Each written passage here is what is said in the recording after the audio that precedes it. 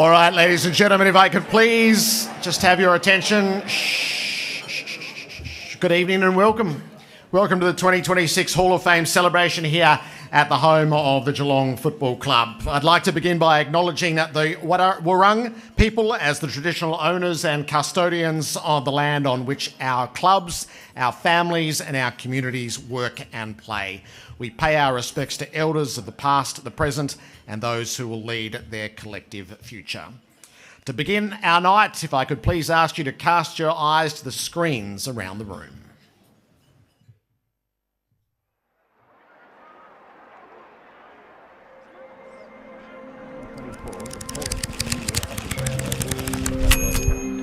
The Geelong Football Club has a rich and storied history. From moments of triumph through times of hardship, we fight our way forward. The one constant throughout our existence is the calibre of our people. The characters and the hard workers, the leaders and the legends. Our people define who we are as a club. They define the very meaning of We Are Geelong. And on this, our Night of Nights, we recognise some of these people that help make us not just the greatest team of all, but the greatest club of all. Our club, our people.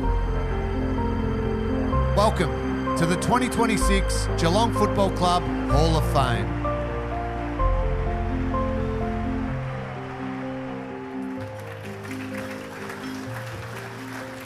That does rather set a tone for what lies in store. Dearly Geelong beloved, we are gathered here tonight to wrap ourselves in the fabric of this football club, to reignite memories that reside forever in the mind's eye.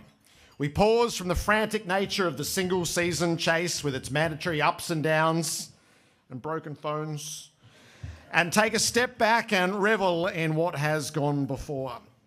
Present with us tonight are legends, Hall of Fame inductees, life members and RJ Hickey Award winners, the beating heart of the Geelong way.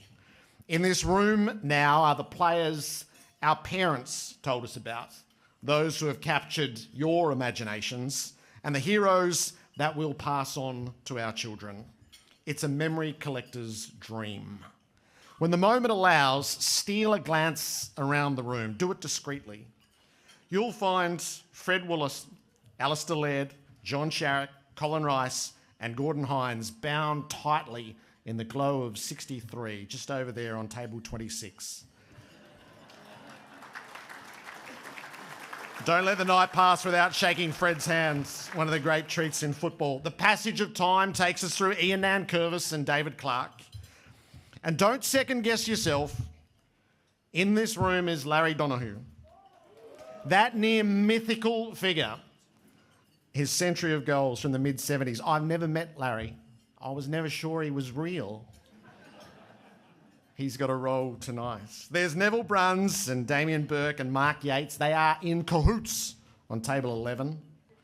There's no mistaking Tim McGrath and Barry Stoneham. Liam Pickering will tell you a story about one great best and fairest count. And Ben Graham can show you how far a man might travel if he can kick the ball from here to kingdom come.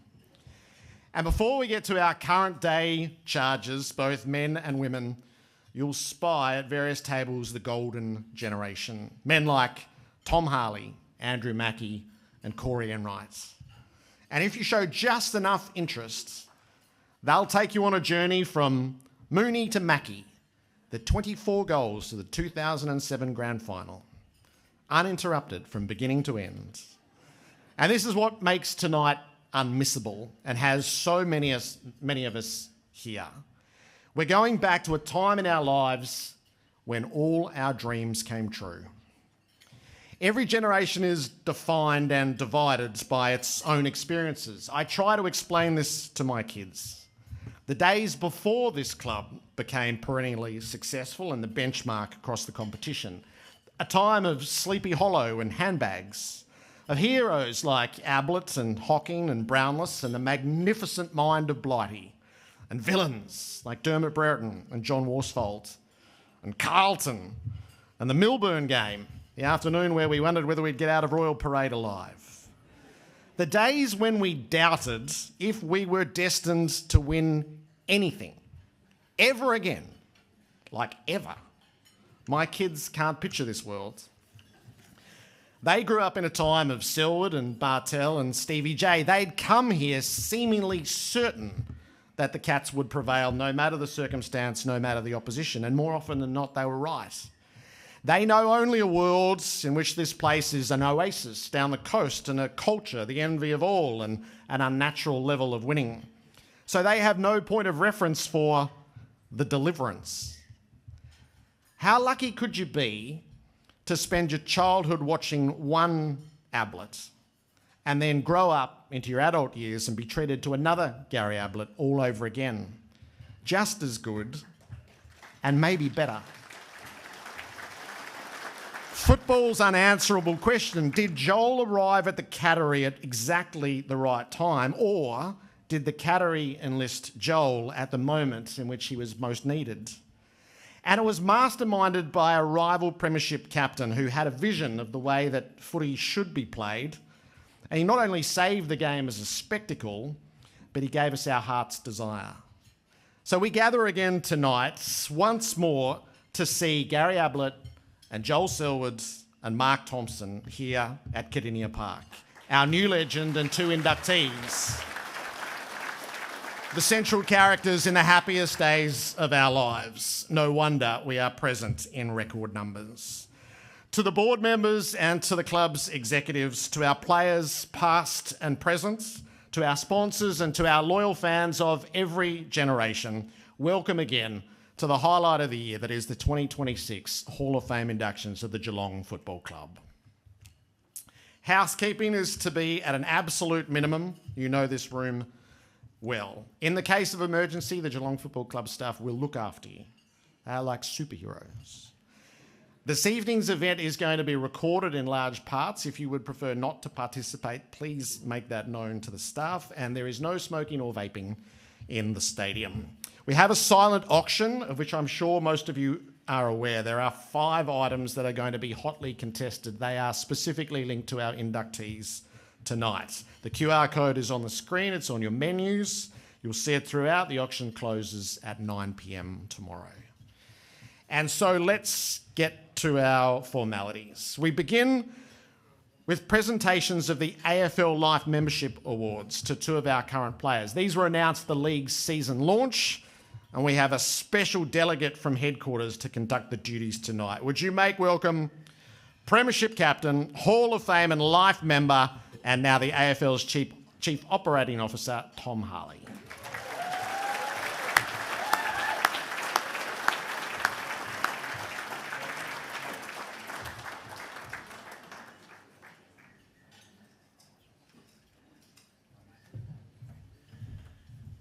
Thank you, Jared. I will be brief. I might just indulge for 1 second. Say it's fantastic to be back here at the footy club. It's been a long time. I've been away for a number of years, and really looking forward to being part of the celebration of Gaz, Bomber, and Joel as well, and all of the other life members that are inducted here tonight. Jared, thank you, and it is my privilege to be here on behalf of the AFL. To award life membership to 2 icons of the Geelong Footy Club. They were announced at the season launch to start the season up in Sydney, but the Cats were playing and so couldn't attend. So the first inductee as life member, and my stats, and Jared, you might correct me on this, tell me that he set the record for the most games played as a rookie on the game, just gone at 308, and that's, of course, Mark Blitzarves.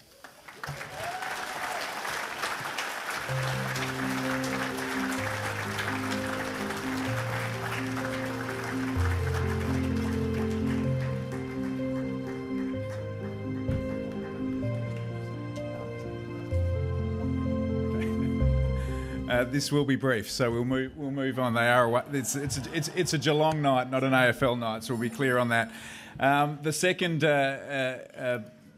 Cats legend to receive life membership from the AFL Started his career at the Greater Western Sydney Giants as one of the inaugural Giants, has obviously become an icon of this football club, multiple All-Australian captain, and that is, of course, Jeremy Cameron.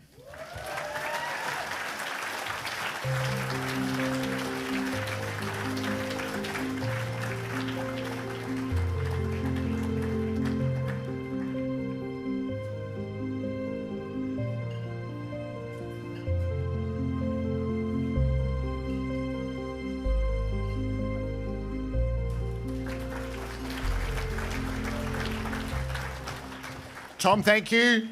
During the main meal, Tom's going to run a seminar out in the foyer about the choices for the AFL season structure for the future if you want to participate.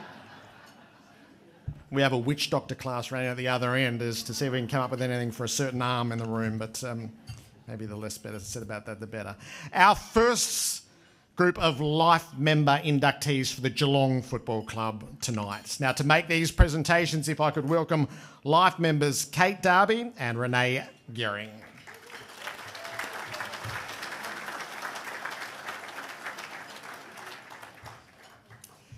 Tonight's first life member of the Geelong Football Club is Meg McDonald.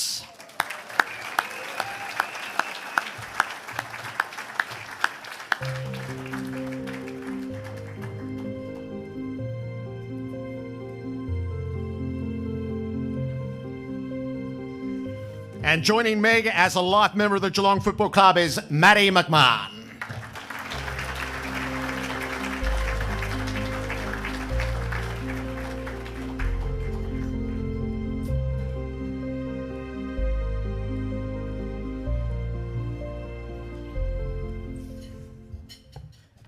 Inaugural members of the AFLW team from 2019. Congratulations to you both. Meg, it's lovely to see you. What does this honour mean to you at the Cats? Thanks, Jared. Great to be here. I was lucky enough to be here 2 years ago, so I know what a beautiful evening it is. I'm really looking forward to it. It means an awful lot, but I think to everyone in this room, they'd understand that it's more about how it makes you feel. It's difficult to put into words a lot of the time what certain honours mean in football land, but I think we all know that it feels like you're a member of a community that is going to be true forevermore, and that's been true before tonight. I was fortunate to play with a really beautiful group of people at a really pivotal time in the club's development, and that'll be true forever, and I'm surrounded by all of them tonight, which is wonderful. And Maddie was one of those. Maddie, what does it mean to you? Similar. To be honest, when Hot called me to let me know, I was kind of like, are you sure? And being here tonight now, I have a little bit of imposter syndrome. But, you know, I have reflected a lot in the last few weeks, and I am proud of, I guess, the inaugural group and being a part of that. It's not something that I ever thought that would happen in my life, coming from under-9 footy and not being able to play again. I guess it wasn't a dream come true because I didn't have the dream when I was a kid, but now my daughter, who's 10, does have the dream. So that's pretty cool, yeah. What was that 2019 season like? You played 4 games at the Bulldogs, and you've come from the WNBL and the Wildcats, for the Supercats, and from what was it like as you all meshed together for the first time? It seems a bit of a blur now, but I think everyone was kind of just trying to figure out what the goal was, I guess. I remember poor Dom Condo was our PDM. It was quite difficult. It's changed a lot now because our training was in the evenings, and we used to walk out at, I swear, like 11:30, 12 o'clock, and then people had jobs that started at 5 a.m. And I was trying to manage 3 kids at the time. I used to walk in to Dom at like 4 o'clock for training and just burst into tears. I was so tired, but it was like my pre-training routine in the end. I just cried, and then I got on with training. So sorry, Dom. Yeah, that's it. No. And I was in the backline being like, it's all right, Mads, we can do it. No, it was a wonderful time, as I said. And we had, speaking of Tom, we had a conference system, which meant that we had a prelim final at the Adelaide Oval, which was an unreal experience, even though I think speaking of imposter syndrome, we weren't really sure that we could be there, but to come out here and play in front of 18,000 people in a community that valued women's sport, and that I was really aware that people like Renee and Darbs and Maddie and everyone in the administration had made it so that I could participate in that first year, and they'd done a lot of hard work in the lead up to it. So to have timed it perfectly, circumstantially, and arrived at that time and enjoyed what was 7-game season, maybe, that culminated in a prelim final. We got smashed, but it was it was a really wonderful thing to be a part of, and I agree with Maddie. That's what will stay with us, and that's the community of people that are here tonight and that we'll continue to relate to, hopefully onwards. And there are still really pivotal members of that group, that playing group, that are leading the club at the moment and hopefully have the ultimate success. So it was an idea that was a long time coming and then happened in a hurry, and you're the generation that gets to be the pioneers of it. How do you reflect this, now that your playing journeys are closed? How do you reflect on what it was like, how whirlwind it was? It was a bit of a whirlwind. I think my reflection comes from seeing how it impacts young people, and not only girls, but boys as well. I remember particularly in games, I got more joy almost seeing young boys out, because it impacts girls, obviously, but seeing young boys enjoy AFLW as well. Like my 9-year-old son has pictures of AFLW. Actually, he still has your poster up. You're going strong still. But yes, it impacts young kids, and that's what I guess, is super important. And I guess now that I have my own kids and, coaching under 12 girls, you just see the impact of it. So I think that's the legacy that it sort of has now, yeah.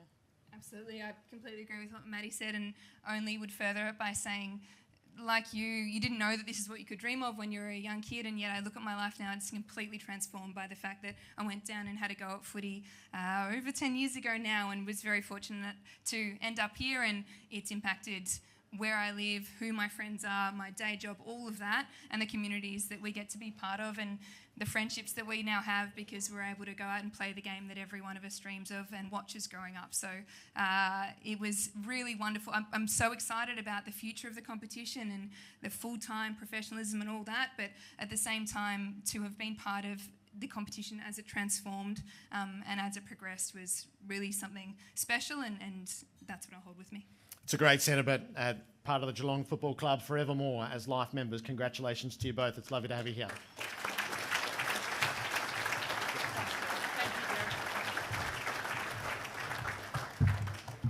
Meg McDonald and Maddie McMahon, our first two life members tonight. For the next sequence of inductees, Harry Taylor's travelled here from Perth to be part of our nights, and Andrew Mackey, would you please make them welcome on the satellite stage? Thank you very much, Jared, and thank you, everyone. I have the pleasure of introducing our next group of life members. I'd like to start with Jeremy Cameron. Congratulations.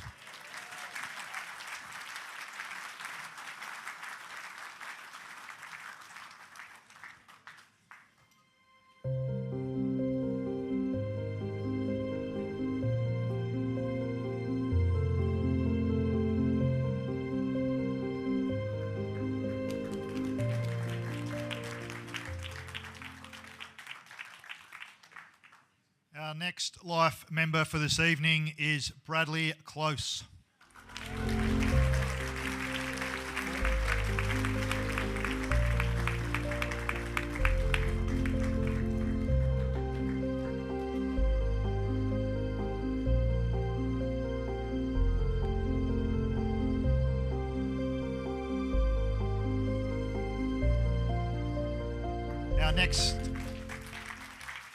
Our next inductee is Zach Guthrie.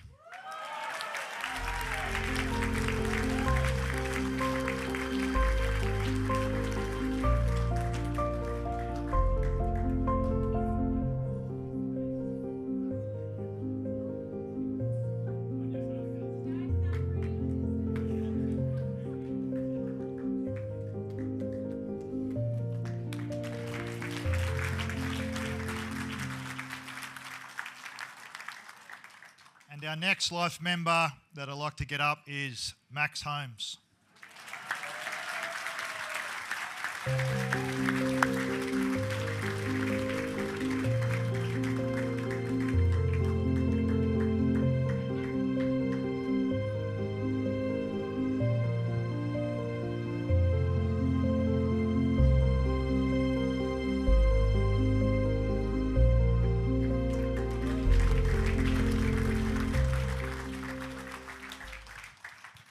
Congratulations, gentlemen. Thoroughly deserved. I'm just going to ask you all one question each, and I'll start with you, Jez.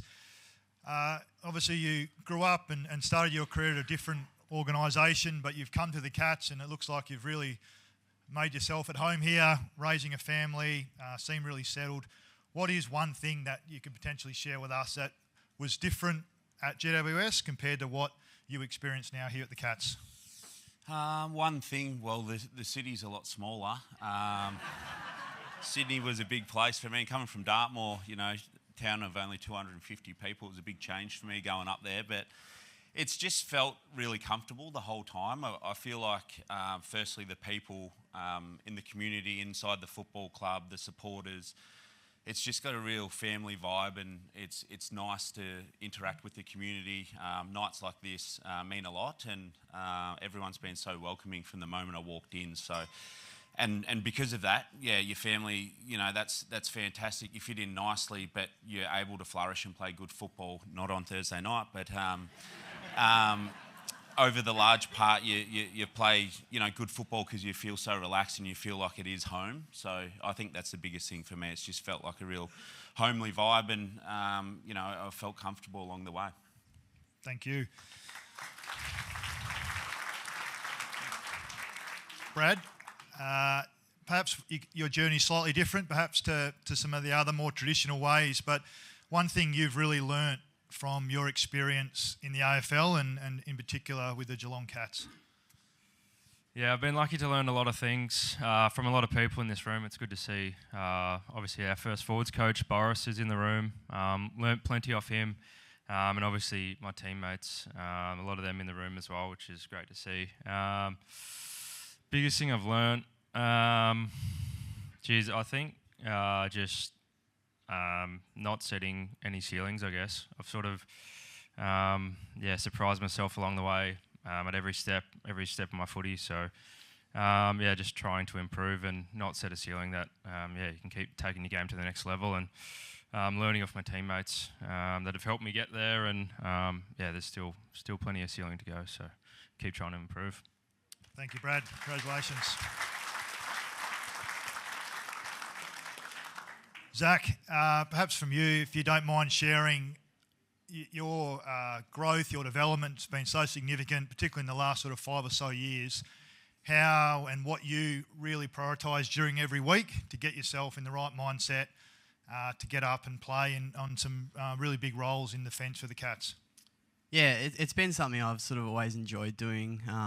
It's been a job that I've wanted to do since I was young. So I think the day-to-day sort of grind and putting things in place to set up the week the best you can for hopefully performing on game day and helping out the team is something that I've enjoyed. I've been lucky enough to have teammates that I've sort of learnt things off the way they go about their week. You being one, Harry, you've always been a meticulous preparer, which I've sort of always tried to watch along with. And that some of those guys are still my teammates and guys that I continue to learn off and work with and continue to grow with. So it's just been something I've been determined to try and make a career out of. And to be a life member is probably not something I necessarily thought, probably 6 years ago that I would probably achieve. But to get to this point is an honour. Well done, mate. Congratulations. And Max, just from you, from the outside, it looks like obviously your on-field performance has been fantastic, but you look to be growing as a leader. You look to be having a big influence on this group and where it's headed. Just talk to us a little bit about leadership and what it means to you and the impact that you're able to have in that space. I've been trying to work on it a little bit as I've continued to grow up and at the footy club, and I think it's a part that kind of gets instilled to you early at this club, is that there's less kind of focus on individual leaders and more as a team. And I think nowadays I really enjoy getting amongst the boys and getting around the boys and trying to lead the young guys, because I feel a bit more entrenched in the team than I might have a few years ago. And I think I've been very blessed since I've been here to have some great leaders, and I really enjoy Scotty as a coach as like the first and foremost leader, and then to have Joel and Danger to be captains as well as two legends of the game has been really awesome to experience. And I really enjoy going out there under Danger nowadays, and Stewie's vice captain as well, just great leaders. So learning what I can from them, and from all the boys, I guess, like there's guys like Hawk that wasn't interested in that kind of stuff, and yeah. And Not here, you can keep going. Sorry, yeah. But yeah, like he's one of the best leaders I think I've seen, so I think that's quite important here. And I guess it looks like I'm improving it. That's probably a good thing. Brilliant. Thank you very much, Max. And please put our hands together for our newest inductees into the Geelong Football Club Life membership. Jeremy Cameron, Brad Close, Zach Guthrie and Max Holmes. And a big thanks to Harry Taylor for being here. He will always, in my mind, be the 2009 Norm Smith medalist.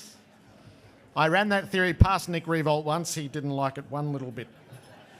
We're going to pause for the meal tonight. The silent auction, the QR code will go back on the screen, so have a little look. 5 items, all heavily linked to our inductees tonight. We're also going to lend a hand to Gary Ablett's charity. He's going to tell us a little bit later about the 1 million pledge. So a chance to learn about that. And a little shout out, just as we go to the main break, to the K-Rock team and our Geelong broadcasters past and present. We would like to pass on our congratulations to a couple of stalwarts. Dave Collins, who's chalked up 35 years as a broadcast engineer, and Laurie Hill, who reaches 40 years behind the scenes, contributing to the 94-year legacy of K-Rock football broadcasting. Congratulations to you both. It's an honour to have you in the room. It's an honour to pass through in the media centre every week. So enjoy the main meal. Well, ladies and gentlemen, if I could please ask you to resume your seats. We have another group of Life members to meet, and then our Hall of Fame inductees. If I could just please ask you to resume your seats.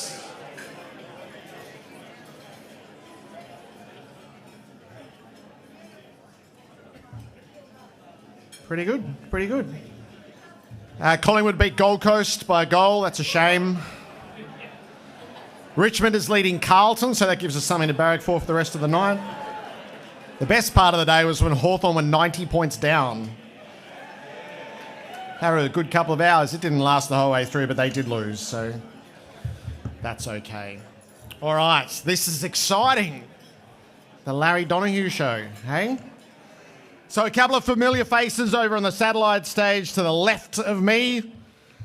Geelong Football Club Hall of Fame and Life member Barry Stoneham, and Life member Stephen Wells. Baz and Wellsy. Thank you, Jared. Great to be here. What a beautiful night for the footy club. Welcome one and all to a great night for the Hall of Fame and induction of Life members as well. Welcome to Stephen Wells. Wellsy, great to see you. And it's my pleasure initially to induct these 4 Life members tonight that I actually love to induct. And the first one, of course, Stephen knows well. We all know well in the recruiting side of things, Western Australian base. He's been there for 30 plus years at the football club, a great stalwart, a great hard worker. Cole Watts, round of applause for Cole. Now, Wellsy, while Cole's coming up, you know him well, just a bit about Cole. Cole, since 1995, has been giving up his weekends. He's here with his wife, Davina, over from Perth. Cole's very respected throughout the WA footy community, whether it be at the Waffle Club level or with the player managers. Cole represents the club very, very well in all his tasks and has done so, and is a very worthy Life member. Thank you, Wellsy. Well done, Cole. Congratulations. Great longevity, 30 plus years of the football club.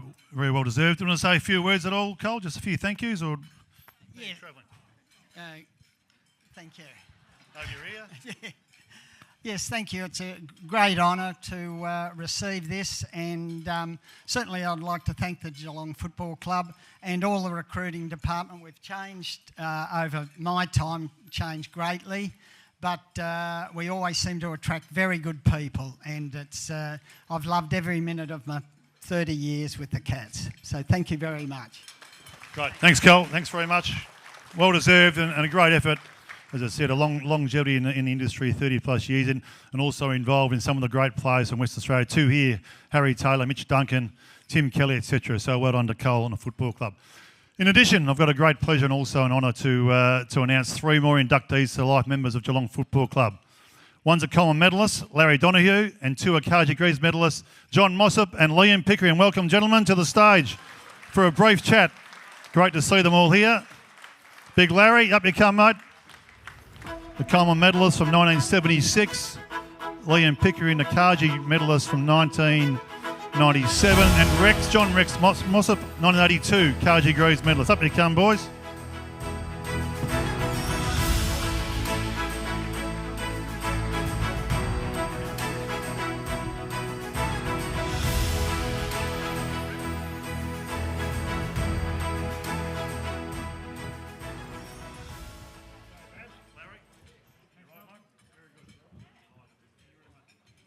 One more step to go, Larry. You'll be right, ready to go, mate. Welcome aboard, guys, and firstly to all of you, congratulations. I won't fall off here. To being the life members of the football club, it's a great achievement and great to have you all here tonight with your family and partners and so forth. Larry, I'll go to you first. Being a Thompson boy, a local lad, your debut when you were 17 years old and you inherited number 23. Of course, the great Doug Wade, the legend full forward of Geelong and North Melbourne, but certainly Geelong, legend of the club. So a local boy, you're a big forward. How did you feel coming in at 17 years old? Very daunted. Yes. I played my first senior game 3 weeks before my 18th birthday against the Carlton Premiership side of 1972, who happened to kick 28 goals. And I played centre forward and had 1 mark, 1 kick and 2 handballs. So that was the start of my career, but it taught me a lot of lessons, and I've learned a lot since then. And you had the great Polly Farmer as coach, and of course the premiership team for the year before you played against Carlton. Some of the great players, Bruce Dool, Jeff Southby, Dave Mackay and so forth. Yeah, well, Polly, my first day as a player for Geelong was Polly's first day as coach. Right. In round 1 of 1973, and I played on all the guys you mentioned, Dool and Nichols and Mackay, and it was a horror day, to be honest with you, but as it turned out, it's something that I can laugh about now and have a bit of enjoyment about it. Did you play round 2 after getting 1 kick and 2 handballs? Can't remember. You can't remember? Blocked it out of the memory? I think I might have got injured. Right, just coincidentally. Yeah. That's right. Well, fast forward, say 3 years later, so 17, 18 in 73, 1976, you're the Coleman medalist, but also 100-goal centurion. So I know from the history of Geelong Footy Club, I believe there's probably 4 players only in history who have kicked 100 goals. Obviously, Gazza kicked 3 years in a row, but George Maloney, yourself, Doug and Gazza. So talk us through that as an experience, as a big forward, a local boy, to come down and kick 100-plus goals in one season. Well, at the end of 1975, Baz, I'd played 20-odd games in 3 years, and I got to a stage where I'd put a bit of weight on in the off-season, and I got to a stage where I thought, well, you've got to do something about this, otherwise you might just fall away. And I lost a bit of weight, and we didn't have dietitians back then. You know, there's no such thing as, you had to do it yourself. And I did that, and Rod Olsen come along and decided, well, I'm going to try it full forward, and it turned out okay. It turned out very well. So last round 22, as it has, history has it, that 95 goals. You kicked 4 with, I'm not sure what time of the game it was, but was it second or third quarter? You had a couple of opportunities to go 100 goals at Caninia Park in front of your home crowd. How did that work out for you? Well, most people here would know that when you play golf and you putt, you get the yips. And I sort of got a bit jittery and missed a couple I shouldn't have. But look, that's the way it goes. And look, I don't class myself as a great player, but I'm very proud of the achievements, and I'm very honoured to be here tonight.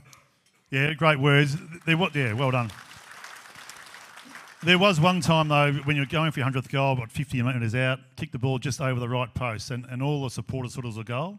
They all ran on the ground. So hundreds of people were on the ground celebrating and patting you on the back. The police were around you. It was a point. Yeah, everyone, yeah. Was it the arc review? Look, to my way, I thought it was a goal, but it doesn't really matter. But, you know, a lot of people say, well, you've kicked 100 goals once. And I kicked 95. So I kicked 105 and 95. So Gerard, who I know okay, he might be able to get into the system of the AFL and maybe take 5 off one and put it on the other. So I kicked 2. So 2 centuries, that's right, in 3 years.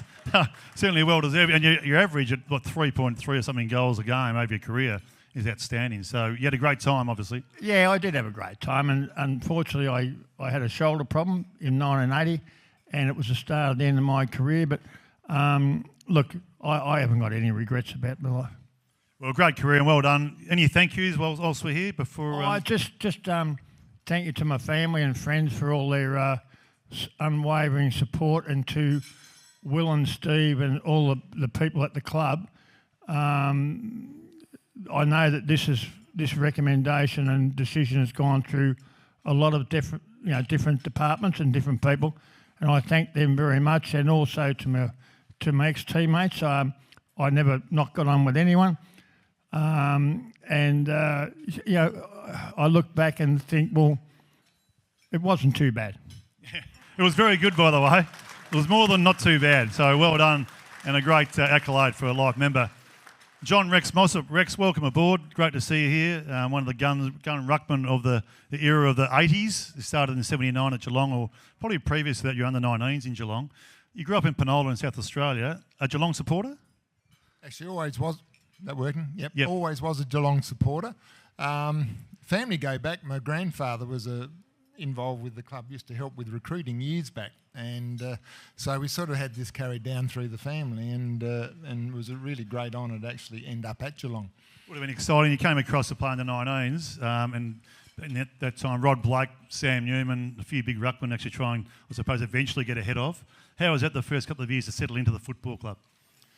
Yeah, certainly a gradual process, but I was very lucky to have Polly Farmer as my first ruck coach, so that wasn't too bad a start. And I sort of played a lot, not necessarily as a ruckman, but as a forward, or even in the back pocket in those days. So it was sort of a slow introduction to actually just fully rucking, and it probably wasn't until Rod had quite an injury with his sternum one year, and that was in 81, I think, where I had my big breakthrough year, you might call it, and really got going with rucking.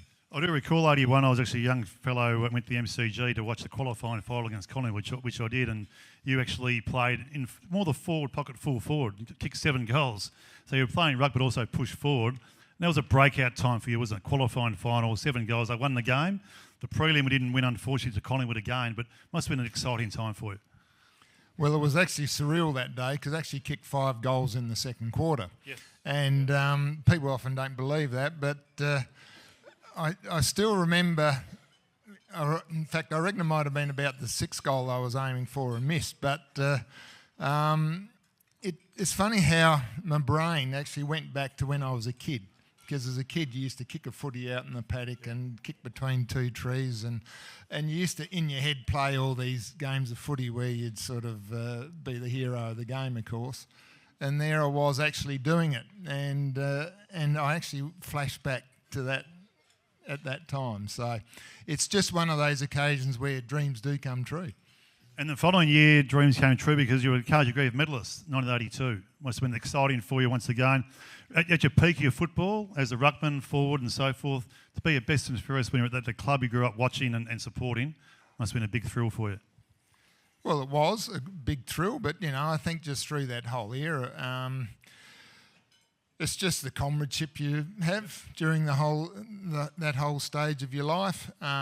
It's a journey, and it's often a tough journey. There's all sorts of ups and downs, but I was sort of competitive most years with the best and fairest, and I think Ray Card won it the next year, and it was just another honour. Yep.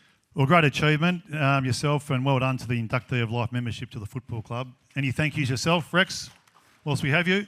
Oh, well, I think just thank you to this wonderful club. Like, I think the way this club's developed over the last 20 years is something absolutely phenomenal. And I've got to thank my two daughters and Claire that made the big effort from South Australia, all wanted to come over and be here with me. So I've got all my family and son-in-laws, so it's just terrific to be able to share the weekend with them. We went to the footy Thursday, and it's been great. And you were warned a bit not to say, don't be out of line. It's in the microphone, just black and white down the line. My daughters are very politically correct. Yeah, that's right. And they're very nervous when I speak. So I took heed of that advice, actually, Rex, so it's clean up here. Thanks very much, and well done to yourself. It's great career. Liam Pickering. Good to see you, Pickers. Yeah, it's been a while, Barry. How are you, mate? I'm well, thank you. Congratulations, life membership. Thank you. Well deserved, mate. Yeah, thank you very much. I'm thrilled. Yeah, it's great achievement, and obviously Cargie Grieve medalist we'll get to shortly. But I'm sort of keen to know how you got to Geelong, because obviously North Melbourne initially for a few years under Wayne Schimmelbusch, one of the legends of North Melbourne. Late 1992, prior to the 93 season, there was a big trade going on, which they call a mega trade. Yourself, Lee Tudor, Darren Steele. So three great North Melbourne players and people came across to pick 123. Yeah, it seems a bit much. A little bit high. Yeah, 123. Until Reece Palmer got traded from Fremantle to Carlton, like a set of steak knives about 7 or 8 years ago. It was the worst ever trade pick. There were three of us attached to it. So that's how much North thought of myself, Darren Steele and Lee Tudor. But, that's okay. I mean, I'm thrilled that it, ended up here. I mean, it's unbelievable that I've ended up at Geelong, who just played in the grand final, by the way. Yeah. 92. I can't get a game for North Melbourne, who are, finished about 10th. And Malcolm Blight, Stephen Wells, firstly, and so we want to get you to Geelong. I thought it was a prank call. Seriously, I can't get the arse from North. But I ended up at a club like Geelong, who just played in the grand final, and they Bairstow, Hocking and Couch in the midfield. And I said to Wellsy, I said, you don't think this is going to happen? And then I need to speak with Malcolm, and then I went down and caught up with Blighty, and he just sat back, and as he did back then, Blighty hadn't spoken to the players since the 92 grand final loss. He's sitting in his office, he's got a cigarette, he's got his feet on the desk. This is a true story. And he says, I said, Blighty, I can't get a game for the team that's finished 10th. I mean, how am I going to get a game for Geelong? You're at Bairstow Couch Hockey. He goes, I'm just letting you know you're going to be playing, which was unreal to hear. Yeah. And you played 12 games the first season. How did you fit in pretty well and settle in pretty quickly over the summer, the pre-season and so forth? I enjoyed it. I didn't do a lot of pre-season because I was sort of playing cricket at the same time. So I didn't really do a lot of the pre-season. We had our first practice match at intra-club, and I thought, this will be all right. Come to my new club, I'm a big recruit. Pick 123. I mean, jingo. Surely they're keen to get me. And first bounce, I'm standing in the middle, and who comes off the line and just takes me out? Barry Stoneham. Sat me on my ass. Just trying to test you out, mate. Just trying to test you out. Seriously, sat my backside, and I was corked. And Blighty came up to me after the game, and he said, how was that? And I said, yeah, pretty good. He goes, how was the first pass? I saw that wasn't so good. So, Baz sort of, welcome to Geelong. Just cop that. But anyway. Well, I can apologise 33 years later, mate. So, you had a great career after that. 94, 95, obviously, unfortunately, losing grand finals, but involved in both. You were a key part of the midfield going forward from the first year. But 94, 95, disappointing, but you were close to getting there. Well, we were close to getting there, as a team, I mean, close enough. We weren't good enough, that's the reality. I mean, we were a bloody good team, but we come up against the West Coast in 94, who were really good.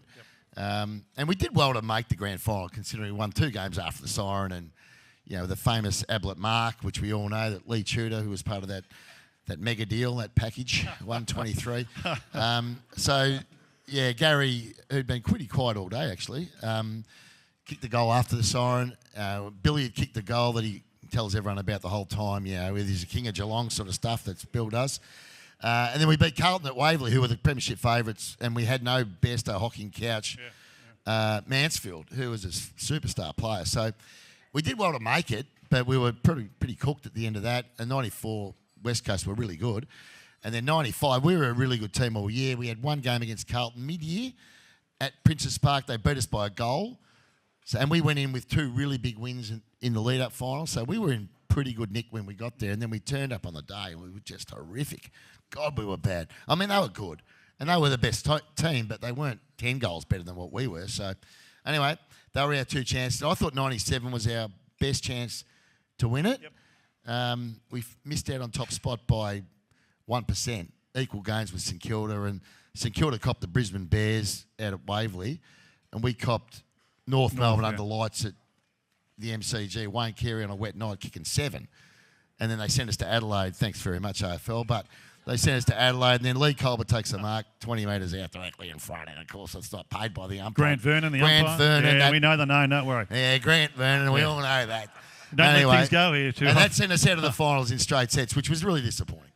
And 97, before we wound up, I suppose, but 97 was a big year for you. Individually, Cargie Grooves, great achievement. Well, it was a bit of a surprise, Baz, to be honest. I mean, I started the year in the seconds. Right. Yeah, well, Ezzy didn't pick. The first game of the year, this is a true story. So first game of the year, I'd been injured during the pre-season, but we'd come off a 96 semi-final loss, I think, and then 97, I'd missed a bit of footy with I think a calf or a hamstring or something. Well, it might not have been a hamstring. I wasn't fast enough. I was going to say, not written that quick. more likely a calf. And so the first game of the year, we played Richmond at Punt Road, Gary Ablett Senior's last game. He was in the seconds. Billy was in the seconds. Bluey was in the seconds. I was in the seconds. And then I don't think I got picked till about round 3 or 4 in that year. Or 3, I reckon.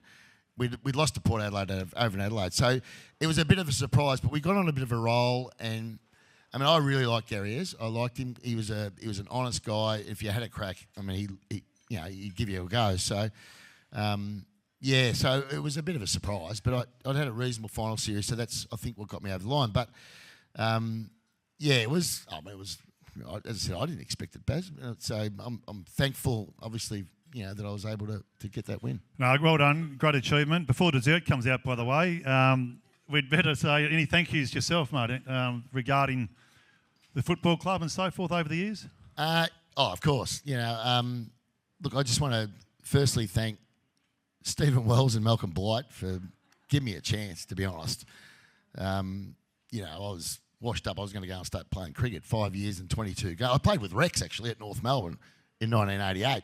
My first year was Rex's last year at North, so I knew Rex back then. But, I just thought I was done as a player. So I thank Geelong, and in particular those two people that saw something in me. I didn't see it in myself, to be honest. So I thank Wellesley, I thank Blighty. And this footy club is unreal. I mean, I love it. And the players that I manage in the room, and they know how rusted on I am now. And that's probably because... It's funny, but when you first retire, you sort of, the minute you walk out the door, you're not really part of it. And then because I'm managing players and managing coaches and whatever, it's just like you're not really, and I'm commentating, so I'm doing all these other games. So I'm not that rusted on in Geelong until Gary came back, who we're honouring tonight, obviously.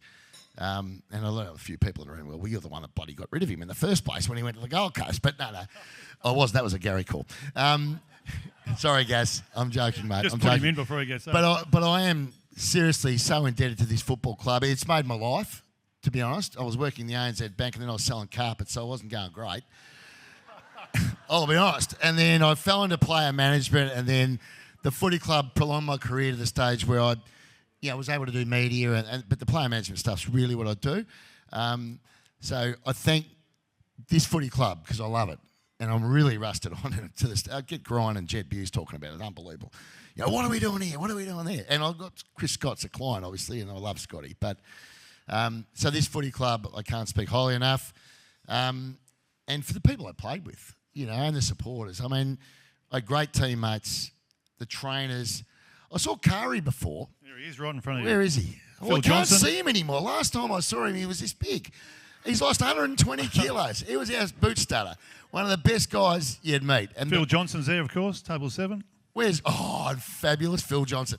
These are the players. He could be here all night the way we're going. These are the people. No, hang on. Go around But the these tables. Are, There's these are about the 45 people tables that here, I loved, and that's what makes footy clubs. The trainers, the support staff, and that's what footy clubs are about. So I thank you blokes because we had a great time. And obviously, teammates, coaches and supporters. Well, thank you to everyone. It's, as I said, I love the footy club.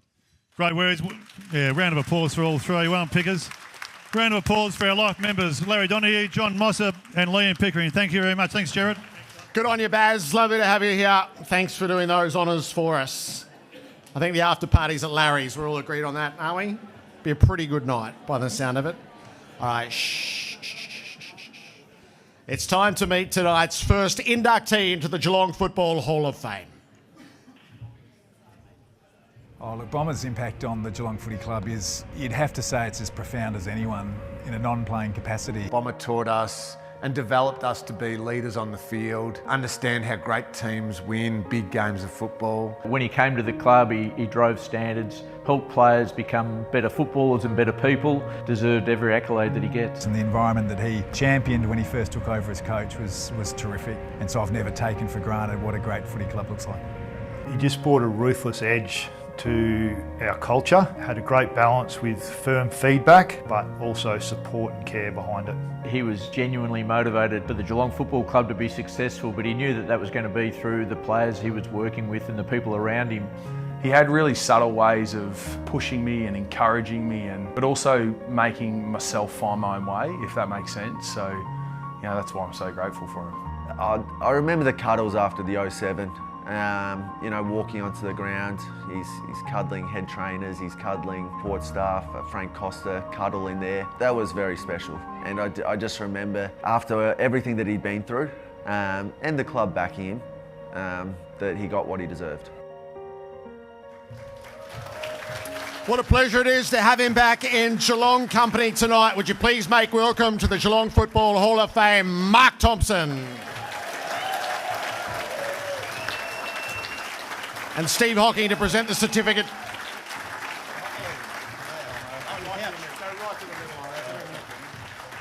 There's a photo together in the middle. Me? Yep. Got a photo together.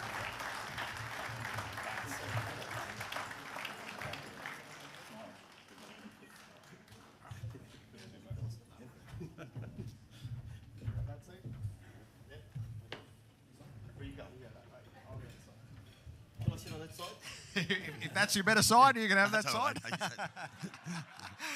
Bomber, welcome back to Geelong Company. It's good to be back. It's great to see people around I haven't seen for a long time, and it has been a long time. Welcome. Thanks for having me. Let's trace a little bit of the story, shall we? When you were appointed Geelong coach, I'm told you had all three choices were yours: Hawthorn, Richmond, or Geelong. Geelong were broke, had just had the captain walk out. Why did you choose the Cannery? I don't know. Maybe because of the other two are no good. Richmond had a coach every second year. They didn't give their coaches a chance. Hawthorn, was it Hawthorn? Yeah. Yes, it was Hawthorn. They come in a bit late. And I couldn't see myself, even as a Geelong person, I can't see myself ever liking Hawthorn. Yeah. But as an essence builder, we didn't like them either, at all. So they're a great club and everything else, but I couldn't imagine myself in that uniform, the gold and the brown. This is not my colours at all, and I like the people. I remember one night I was in Miami. We played West Coast, Hawthorn, over there in Miami, and about 4 a.m, got home by myself. I don't know. I think I left the club early with some of my teammates on a footy trip, and I went into the back door, and there was just by the pool, and this person spoke to me from the pool, and all I could see was a head. And he said, "Oh, hey son, you had a good night?" And I thought, "Oh, older voice, so he might be someone respectable. I should take a bit of time with." I said, "Yeah, thanks very much. Yep, had a good night. Yeah." And he said, "You're a good player, son." He said, "I wish I had got you to the Hawks, got you." It was the coach, Alan Jeans, in the swimming pool by himself at 3:30 in the morning in Miami. and just waddling, and it was a bit of a thrill because I do rate the club, but couldn't see myself there. And I thought Geelong was. I researched it, and I'd seen that Geelong continually played finals, and since they'd been in the competition, they played finals a lot. Obviously, they didn't win as many as they should have, but it seemed to be the sort of right fit for me at the time. Yeah. I knew they'd give me a go. I wouldn't last one year like I would have if I was at Richmond. Yeah. What sort of vision did you have for it, Bomber, for the way you wanted the game to be played, for being able to bring young talent in through the draft? How set in the plan were you when you got here? I was pretty set, yeah. I had 3 years as an assistant coach at Essendon, 3 years there, and one at North Melbourne. So in the 2 years I had at Essendon, I got the opportunity. Kevin was a very good delegator.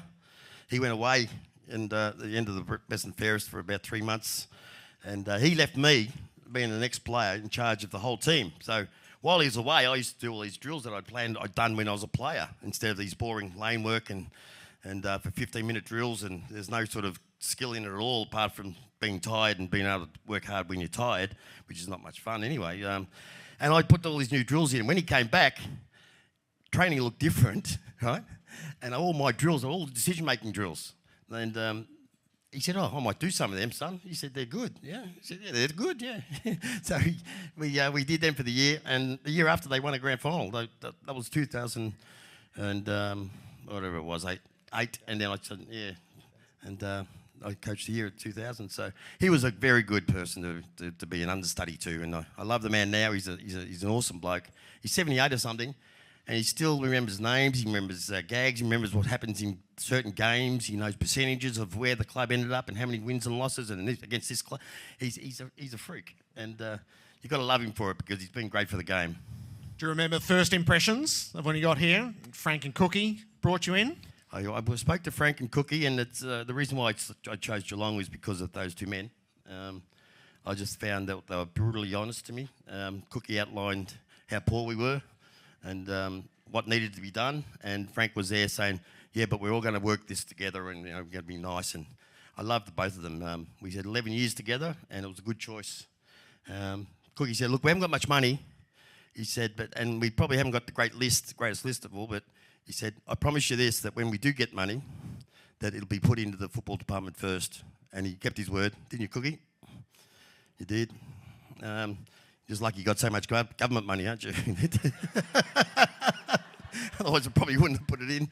But no, it was a good choice, good people. The one thing that I really do remember is the niceness of the people. You know, poor old Vic. I miss Vic. You know, Vic Fuller, and I know Selzy was close to him and that, but he said to me, Selzy too, he said, "I was at the door when you walked into the place," and I said, "I'll be here when I was saying goodbye to you." You know, and he got me, but he beat me to the gate this time up there, and he's a good man. Now the head trainer, what's his name? The Pom. Who? David King. Yeah. I thought he passed away, but he hadn't. Last year I was talking to his daughter for some reason, and she wanted me to sign something, and I thought, "Oh, it's sad news about your dad, isn't it?"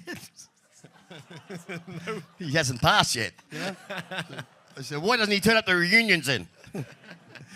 I don't turn up to them either, really. So you went to the draft? Yep, across a few years, and you bring in the players that will take the club to the promised land. Yes, our focus was, I guess, and for all the rubbish that he used to put out there about how we got Renee Kink and that players Richardson and Rains and all that sort of to the club.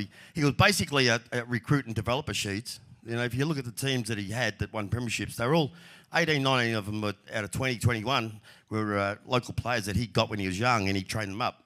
And I thought that was the special part about when your person comes into the club, that if they've got good role models who are good leaders, that you can learn off them, and you haven't learnt the bad way. You've actually learnt the right way from the start that suits this club and suits this coach. And lucky that Essendon had the coach for 29 years or 30 years, whatever he coached for. There was the same guy there. The consistency was there. So I like that theory, and we worked pretty hard. We worked hard as a club with recruiting. You know, football season finished, and I was out there travelling up to Stevie Johnson's house, Kelly's house. I didn't go to you, Selzy, but most of them I went to, and a lot of players that we didn't draft too. So I really wanted to know a lot about the person who we were recruiting, and pretty much what you get at home is what you're going to get on the footy field and in people's lives. So we started sort of maybe a few different questions about, does your son help out around the house, and does he actually, and most of the boys we recruited were pretty good around the house. They're good to teach at school. They were good sports people, obviously, and good people in general. And I think that's a real reflection about how the club came on. We got this whole group of talent in 2 drafts, basically 3 drafts. When we got Harry Taylor, we got Shannon Burns, we got Hunt, we got not Selsey, he was a bit later, but we got Ablett, Steve Johnson, Lingy, Joel Corey was the first player we recruited. There's a lot of players there. Enright, pick 44. So those first 2 drafts, the early ones, were just beauties for the club, and they've set the club up now for what it is. Even today, I think it's great to see the club. Thank you. Great to see the club have that era that we had, but then continue it on, and it's just turned to strength even stronger. We look more professional club. We look like a stronger club all round, and we got every little aspect of what we need to do at this club. I think it's been sorted after pretty well, and that's thanks to you, and not you, but Steve Hocking, and a little bit to you, Grant. Really, we used to be mates on the footy show. At the Odd Couple, we had you and Robbo, and I was there as a bit of an anchor for the talent, but had Rocket. We had Ruzi. We did. Yeah, we had a few replacements there, but it was good fun. When you brought the boys in, you had a very clear idea of the right way to play. And there was tough love. It was in and out of the team. Ask Mrs. Bartell. You were happy to drop them to go back and learn, and then come back up when they were ready and go back and learn. In this day and age, the players would probably leave. No, they wouldn't, would they? No, I think they would. High draft picks who can't get a game. You had an idea of how you wanted to teach them. Yes, it was hard love. It was no doubt. There was some things that we sort of we gave up on, but give into. But there's some things that you just couldn't. We just didn't. And we wanted players who could win their own ball. In fact, that's the way we recruited. And if you weren't good at it, just ask Shannon Burns how you got good at it. Because Shannon Burns, is Burns here? Oh, there you are. There. Can't see you, mate.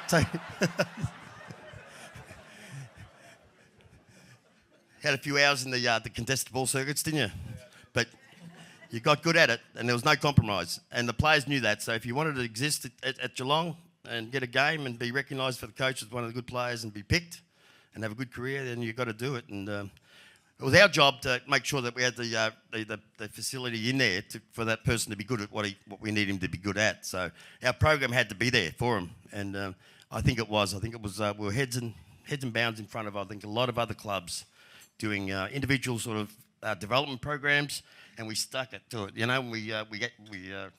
We revisited it a couple of times a year to see how they were travelling with it, and we made sure that if that's what we wanted them to be, that they could, and if they wanted to be that, we could actually deliver it together, and we did. Yeah. There were hard lessons to learn along the way with a young group, as there would naturally be. The 2004 a preliminary final, 2005 a semi-final in Sydney, which has burnt into the souls of everybody who's in this room, never mind those who played and those who coached. Did it set you up? Did the scarring set you up? It still scars me today when I think about that Sydney game. The 3 seconds and 3 points in the lead for the whole game, bar 3 seconds. In some ways it did. If I had actually said, if I had the players with me after that game, maybe 3 minutes after the siren blew, I would have ripped shit right out of them, and I probably would have punched a few of them if I tried to punch anyway. And I was just ready for a fight. I was so angry that we lost the game. But by the time I got to the rooms, because it was Sando's last game and everything else, and I just sort of come around, I had a bit of time to myself to think. And I remembered about my old coach in one year that they got beat in the same situation. Plugger kicked a goal, and he yelled at the players that much. It was awful to listen to. He said some really bad things he regretted for a long time. And that came back into my mind. And I ended up saying to the boys, geez, I'm really proud of you guys tonight. He said, for all of that game, bar 3 seconds, you're in front, And that's a pretty hard thing to do. But it was a very important thing I did do. And I think that sort of, we didn't have such a great year the following year, but that could have been the letdown too. But it certainly was a way to handle people, I think. You know, we all make mistakes. None of us are perfect in the room, you know? But we don't you shouldn't sack people, give up on people when they do make mistakes. You've just got to try and somehow get them to make better decisions and to be better at life. And I think we were pretty good at that too, you know. I don't think I drafted or delisted a bloke at the end of my career, like those last 3 or 4 years, that didn't know that they were going to get delisted, because we'd tell them if they weren't getting a game and it was their 5th year, that unless you'd actually do this, you probably can't be here. And I had Dwayne Simpson, one of the champion that Stevie Wells thought was going to be a 100-game player. He wasn't going to ever be a 100-game player. He actually walked out. I said, mate, if you can't live by this lifestyle, I said, you can't be here. And he said, well, I probably can't. He said, I like going out too much and I like doing this. And I said, well, that's your decision, just go, you know. And he sacked himself, which is even easier. It's a very hard thing to do, sack people. But we only wanted the good ones there, but we'd always help people that we were committed to. I think it makes a world of difference. And I think this football club probably does it better than most. Yeah, I really do. What do you think of when you think of 2007, Bomber, where all the work comes to fruition in glorious fashion on grand final day? Well, how do you reckon I felt, Jared? Pretty good, I reckon. I felt like king of the castle. Yeah, I felt like everything I'd planned and hoped for came off, and it wasn't easy. We had a bit of a journey. There was an episode the year before, so there's a lot of elements to it. But in the end, this group of boys played some of the best football that you could ever play in that time, and I'm very, very proud of them. I see them now, and Tommy's up in the AFL, and there's people scattered everywhere. Boris is the next coach of St Kilda, they say. I'm not sure about that. He might be coach of Essendon or one of the other clubs. But I said to the players early on, I said, look, if you're good at what you do, you know, if you win premierships, you could stay in football a lot longer and have a career after you play. And a lot of them have. You know, Jimmy's in the media. You know, and I wouldn't have thought Jimmy would ever be in the media, but he is, and he's pretty good at it too. He's a very astute judge, and so just very proud. I remember the game, and I remember how it was a pretty easy game to coach. To be honest, I didn't have to do much. I could have given it over to the assistants, and they couldn't have messed it up. It was done and dusted, and to kick so many goals and to win by so much. And to hear what Frank Costa asked Brian Cook during the 3rd quarter or something, do you think we've got enough to win? Is that what he said, Cookie? When was it? 3/4 time? Hey? 70 points up at 3/4 time, and he said, do you think we're home, Cookie? I could have yelled out from the box, yeah, I think we are. But it was very, very, very emotional when you have a big victory like that, when you're coaching, you put everything, your life into it, basically, and you get the rewards you're looking for. It was well and truly worth it, the effort. Yeah, I loved it. Did your team play its very best footy, as it turned out, in 2008, a year with one loss until the grand final? That's my theory. I think we played the year that we played the best football of our time, you know. Like 2007 was good, but 2008 we dominated. And on retrospect, when you look at 2009, we did things a lot different. You probably don't even notice it, but we wanted to have close games in 2009 because we were winning by 10 goals, and you play different when you're in 10 goals up than when you're even scored. You play a different brand of football. You stay at the football longer. You make sure of things, and when the team's going well, not just Stevie Johnson and Chappie get in front of the ball, but they got in the front of the ball most of the time. But it's other people start to get, oh, we're going to win that. I'll wait out here and I'll get forward and we'll jump on the end of it. And then when you play a game after a season of that and you think, things aren't working out, what do I do? You haven't had that training of what to do. So we initially never played players in full seasons. We made sure that games were sort of balanced up so that we were playing footy for longer in matches in 2009, and it was a better coaching year than 2008. But 2008 we were awesome. You know. When did we have the 8 or 9 Victorian jumper, all Australian jumpers? Yeah. Oh, that was 7. 7, was it? Yeah. Hard to beat that then, isn't broke it? the salary cap, Cookie, didn't we? Because of the bonuses attached. Really? It was crazy. Why'd you sign them up for those bonuses, Cookie? Incentives. Keep them keen. So 2008 goes the way that it does. do you win 2009 because of what happened in 2008? Because he got hard in 2009, but you had something to draw on. But we had Harry. Where's Harry? Where is Harry? Oh, Harry's there at Sully's table. Yeah. Welcome back, mate. Haven't seen you for a long time. You had, he played on Rewalt and played a great game of football. But I felt confident that day. Even though it was close, I knew St Kilda, it wouldn't matter what sort of weather it was, they couldn't kick a big score, you know, and you could stop them from kicking big scores, but they thought they could stop us. But in the end, I was quite confident that we could do it. And I never lost faith all day that day. If I had, maybe we would have lost, but it was never going to happen. I thought we had them covered.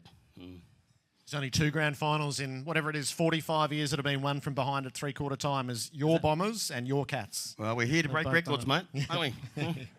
And we did it.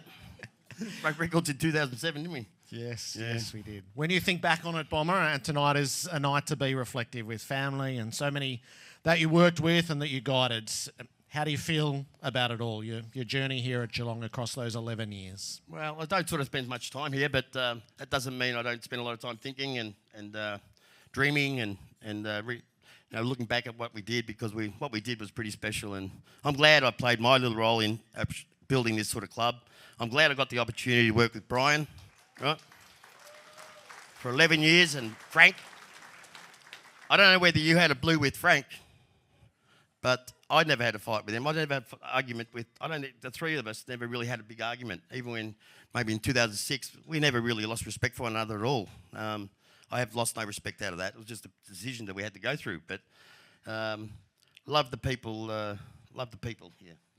and really, Macca was my first guy employed, Brendan McCartney, a local hero, and he'd opened his mouth for about 3 minutes, and I thought, oh, you're going to get employed, mate. I said, I'm going to employ you, because you could just see his honesty and his appetite to win and to learn, and he was awesome. You know, Tommy Harley, how good was Macca? Yeah, he was great. All the backs loved him. Couldn't move him out of the back line. He was glued. Yeah, he was the backline coach of Geelong. Bang, stamped. And he brought up some great players. You know, you think of the players, the calibre of players that come through. He trained them all up. He went to Bulldogs. He's really, really unlucky to not hang on to his job and to carry that goal of winning.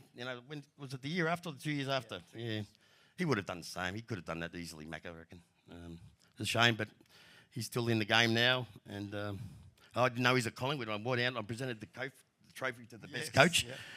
And I thought, who's that bloke walking up to me, you know? And I didn't know he had a beard, you know? He had a beard like a caveman. And I didn't recognise him. And it was only until about 2 metres. Oh, Macca! And I didn't know he was at Collingwood. So, yeah, he's a good man. I like him a lot. And I like, Ronnie Watts, and a lot of the boys. Good times. Good times indeed. Yeah. It's a great legacy you created for this football club, Bomber. What an honour it is to have you here and to be part of the Hall of Fame. Congratulations. Well, thanks for having me, guys. Would you like to say a thank you, or are you happy? Bit awkward sitting down in a chair, isn't it? Yes, saying it is. Thank you. I would like to say thank you. Thank you to the club. Met some really wonderful people here, and it is etched into my life that forever that I was the coach here, and we had a great time together, and hopefully it lasts for a lot longer. I'm not ready to go yet anywhere, but it's been good. And the family, I had a disjointed family there for a bit, and I'm happy I've got back them, and they're back here tonight, and it's good to have them here.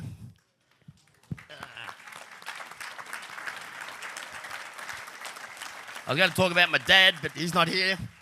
We lost him a couple of months ago. It was really, you miss people when they're gone, but I really didn't think I'd miss him as much as I have, He's a great man. And two people have been like in my life. Frank Costa and my father are two people I've never heard swear. I've never heard either of them put another person down. And he never talked bad about people. He might have thought bad about people, but he never talked bad about people ever. And neither did my dad. And I don't know anyone that doesn't love them. And my dad was the same as Frank, He was a great man. And he's an average man, but a great man. And I was lucky enough to have him as dad. And he's gone now, so that's okay.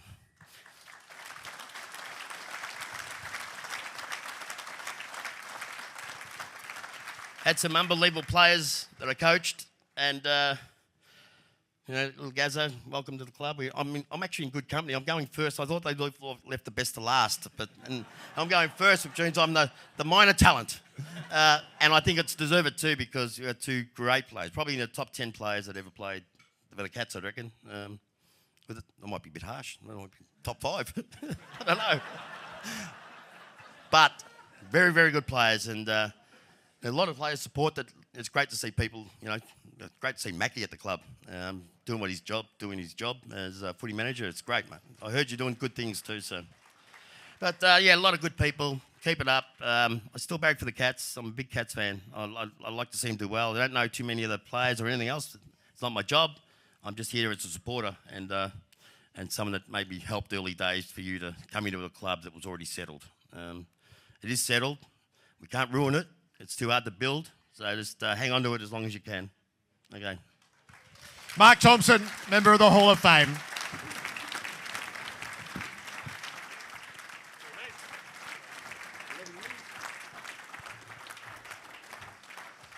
From a coach to a captain, our second inductee.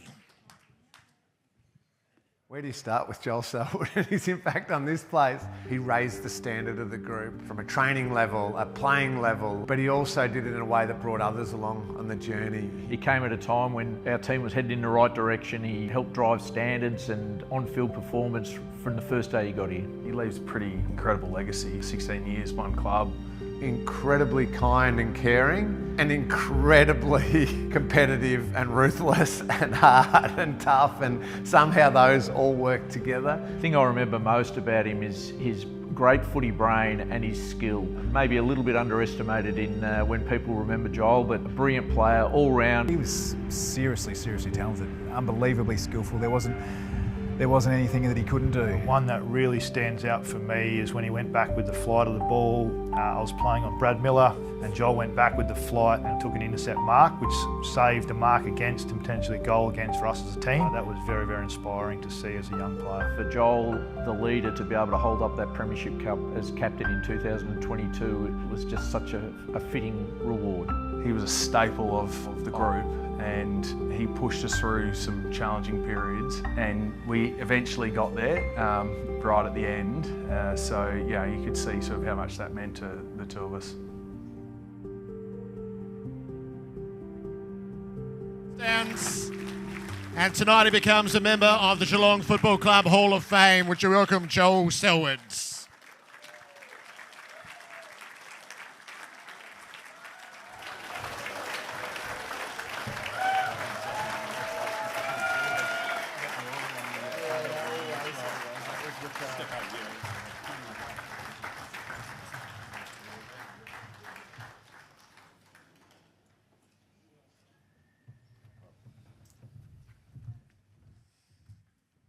Good on you, Joel.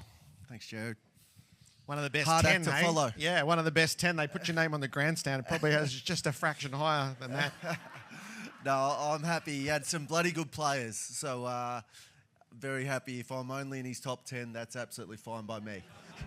I'm tempted to stray out of order here and get you to take us to three-quarter time of the 2007 Grand Final and Bombers' address. Well, yeah, there's lessons learned along the way.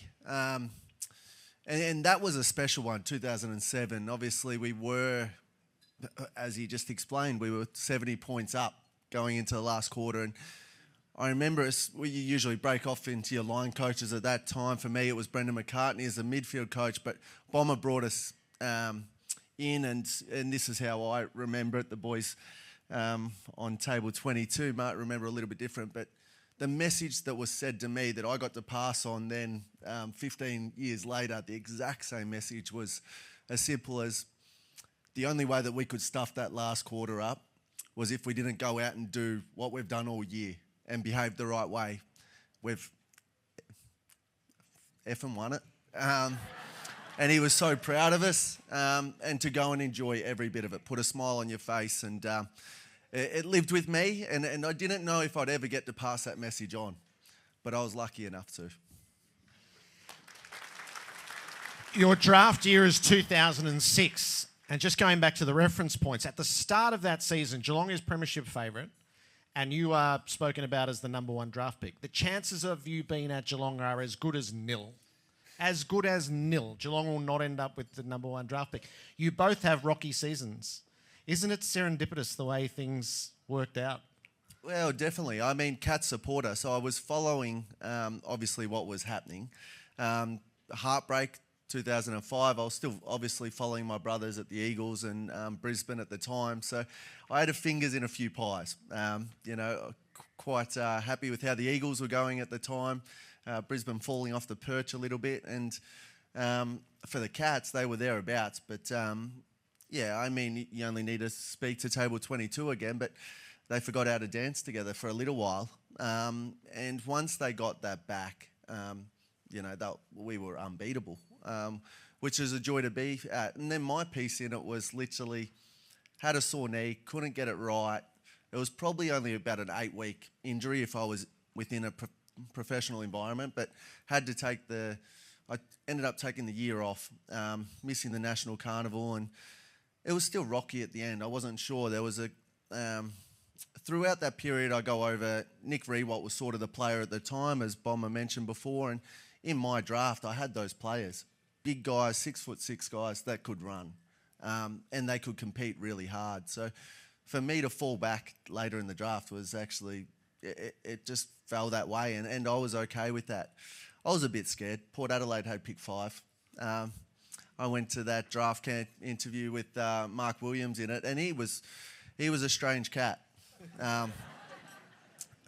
But I stood up and I just said, even at that stage, that I just don't think it would be the right thing to have a Selwood in another state. That didn't go down that well with Mark. And he told me that he'd still pick me if he thought that I was the right person for their club at the time. So I was glad that I was able to get through. And then I was pretty sure I was off to the Pies, though. But there was a catch-up with Stephen Wells the week before. Mum and Dad did their regular thing. They put out the chocolate biscuits. The cup of tea was offered. And we didn't think too much of it, to be honest. But little did I know that I'd be travelling down the highway the next week. Excited as a young man that that's how it panned out? Oh, absolutely. This was my dream. I was going to play AFL, I was going to run in the Olympics, and I was going to be a dad. So I'm able to tick off 2 of those. The Olympics a bit far-fetched now, I think. But, yeah, it was just, there was excitement. The Cats, just even pulling on the jumper. Down the end, in front of the old blue stadium, Nathan Jacuro, Simon Hogan there for my first picture, but I knew there was a big guy waiting for us too. Tom Hawkins with the father-son pick that had already been here for a week so far. So, very exciting. Real or myth? Bombers' tough love. Did you play one VFL game in that first year? Yes. And I don't think you were terribly happy about it either, No, were I you? didn't like it, but that's fine. He'll stick by his word. But the tough love, mine wasn't so much that. If I'm to take you back about one lesson that I absolutely learnt that stuck with me and it stuck with the club through Bomber, round 12, Brisbane, 2007. In that room was Burnsy. I'm not sure if Mac was, but Nathan Ablett was, Travis Varco, and there was a couple others. I think Brett Prismore was one of them. And we had an honour board within our old locker room, which the boys would remember. It was a 200 game club for Geelong. Now, the Cats were nearly 150 years old, but there was only 18 names on it, and Darren Milburn was about to be the 19th player on it. And he made focus in the meeting in front of everyone that this is Dash's big milestone. Not many people have been here before. And then once he decided to finish up the meeting, he kept us 6 guys behind the young guys, and he basically told us that it was on us and don't stuff up the moment. These moments have got to be what Geelong Footy Club got to be known for in the future. And it just made every milestone ever since means so much. Whether it be a first game, and we've heard the boys talk about it, and Harry and Hawk have pioneered it more than anyone else, I reckon, over the period of time. But 50 games, 100 games, 150. You want to win them all. And we were lucky enough that we went through. But there's a heartbreak one in there. There's a 300-gamer that we really wanted to celebrate, that Corey Enright, that we didn't get the job done. And it's the one that sits with you. For all that went right, it's the Sorry, one I that haven't sits even with answered your question too. I'm rambling on. Where were we? you. One VFL game. One VFL True or game. false? Yeah, Coburg. Oh, Coburg. Don't worry. It So scarred was me. it before or after the North Melbourne game is round 5, right? And I Yep. went back and looked at this. Bomber says in his press conference, the only one having a go is the 18-year-old. That's and your correct, papers are stamped from that moment in the best possible way. So had he dropped you before then? No. was after. No. I had been dropped before then, but I was in the grandstand eating a Mars bar at the time when Nathan Ablett decided to pull out just before a game. So I came back in for round 3. Then I didn't head down to Launceston with the boys in round 4. We're talking about round 10 now of that year. Right. And I did get sent to Coburg. And I actually was a first emergency. And this was at the time where you used to play half a game and then fly to Adelaide to be the emergency. So I did that. And I remember Brett Prismal giving a bit of advice. He goes, mate, VFL, very easy. Lots of 1-2s. You'll get back in this side quicker than you'll know. So I had great support when I did go back for that one game and then made my way back up. What is those? Vic, in saying that, Vic Fuller did remind me a number of times I was never too good for the place. I did get back to the VFL and I did pull a jumper on. What does 07 mean to you? You'd been a fan, so you'd lived to some degree through those grand finals. I'm not quite sure how old you are at that stage. They might live with some of us more than others. But to be part of the drought breakers in your first year of senior footy as the rising star? Well, 95 was the first one that I ever remember, like grand final that I felt like I had a piece of the pie. But we go forward to 2007. I mean, I was just living a dream. I played a horrible game in the prelim and still to the sort of Wednesday, Thursday, I didn't know if I was in the side for the grand final because I'd played that bad. And there was a few of us who were probably a bit lucky that Otto was extremely good in that game. And then, I mean, hopefully we've got some footage later, but Gary kicked a wonderful goal too that put us through. But 2007, I mean, lived out the dream. I was a boy around men that just, you know, taught me the way. And little did I know, I had a role. I was a sub in a way. I started on the bench every quarter of most games. I'd come on halfway through the quarter, just run up and down the wing as hard as I possibly could, and then get back off. And I just knew my place in the side. And I actually felt that training was a lot harder than what I was playing up against because I would try and go head to head with the guys in the room and Cameron Ling and Joel Corey and Max Rook, and the names kept flowing. Then you got to take on Chappie, and then you got to take on Stevie and Cal, and you know, it was just an unbelievable side to be a part of. And it happens in such a hurry. So 3 flags in 5 years, and then on the other side of that, it becomes your team. That's a big 6-year start to a career. Yeah, I mean, it was. 07, the joy of winning it. 08, the best side that I ever played in through that period, and I think the guys would say that. 09, not that enjoyable to say that. I know we won it, but we ended up winning it off the back of we knew we had to win it, which you talk about tough lessons that I learnt from Bomber. I remember Hales and I went through a period where I was only 20 years of age at the time, but I'd come to the bench and he was getting the tough lessons in his last year. And he would just check on me, are you all right? After that phone call to Bomber down to the bench, I said, I'll be all right. I won't tell my mum about that one. But that was a joy, just growing up through that period. But it wasn't I don't mean to sound like I favour the premierships, but that was a tough one. Like, we knew that we had to get to work, and we sort of threw out our trademark even at the start of the year, basically, just to go, we just need to win it at the end of the year. It doesn't matter really what we do throughout the year. 11, just so good, to be honest. Pulled it all together. Maybe not the best side of the year. Maybe not the best side even if you were to line us up on paper on that day. But we just had just something else. And that was built off everything that was built before. The 99, 2000, 2001 drafts. Those boys being exceptional. Training hard all the way through. Trusting the process. Unfortunately, too, you know, the side that we had players pulled and prodded from everywhere. And, you know, we lost, you know, the best player that's ever played at the club to the Gold Coast Suns. At the same time, we lost, you know, the coach. We lost the president at the same time. So the club, there was plenty going on, but we just, basically found a way. We just stayed calm through it. We were mature about what we needed to do, and that was a real special one to be a part of.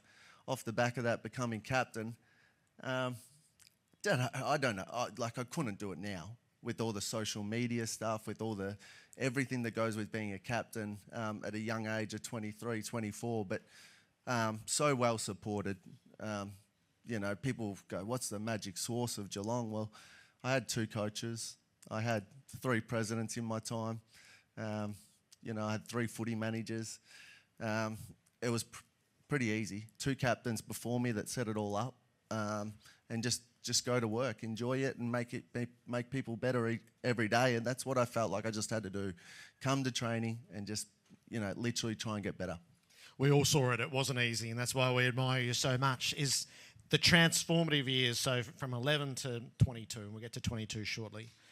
The capacity of yours and Chris's teams to front up over and over, the resilience to get your heart ripped out, and then front up the next year when everyone's finished with you and you're there again and you get your heart ripped out, and then again and again.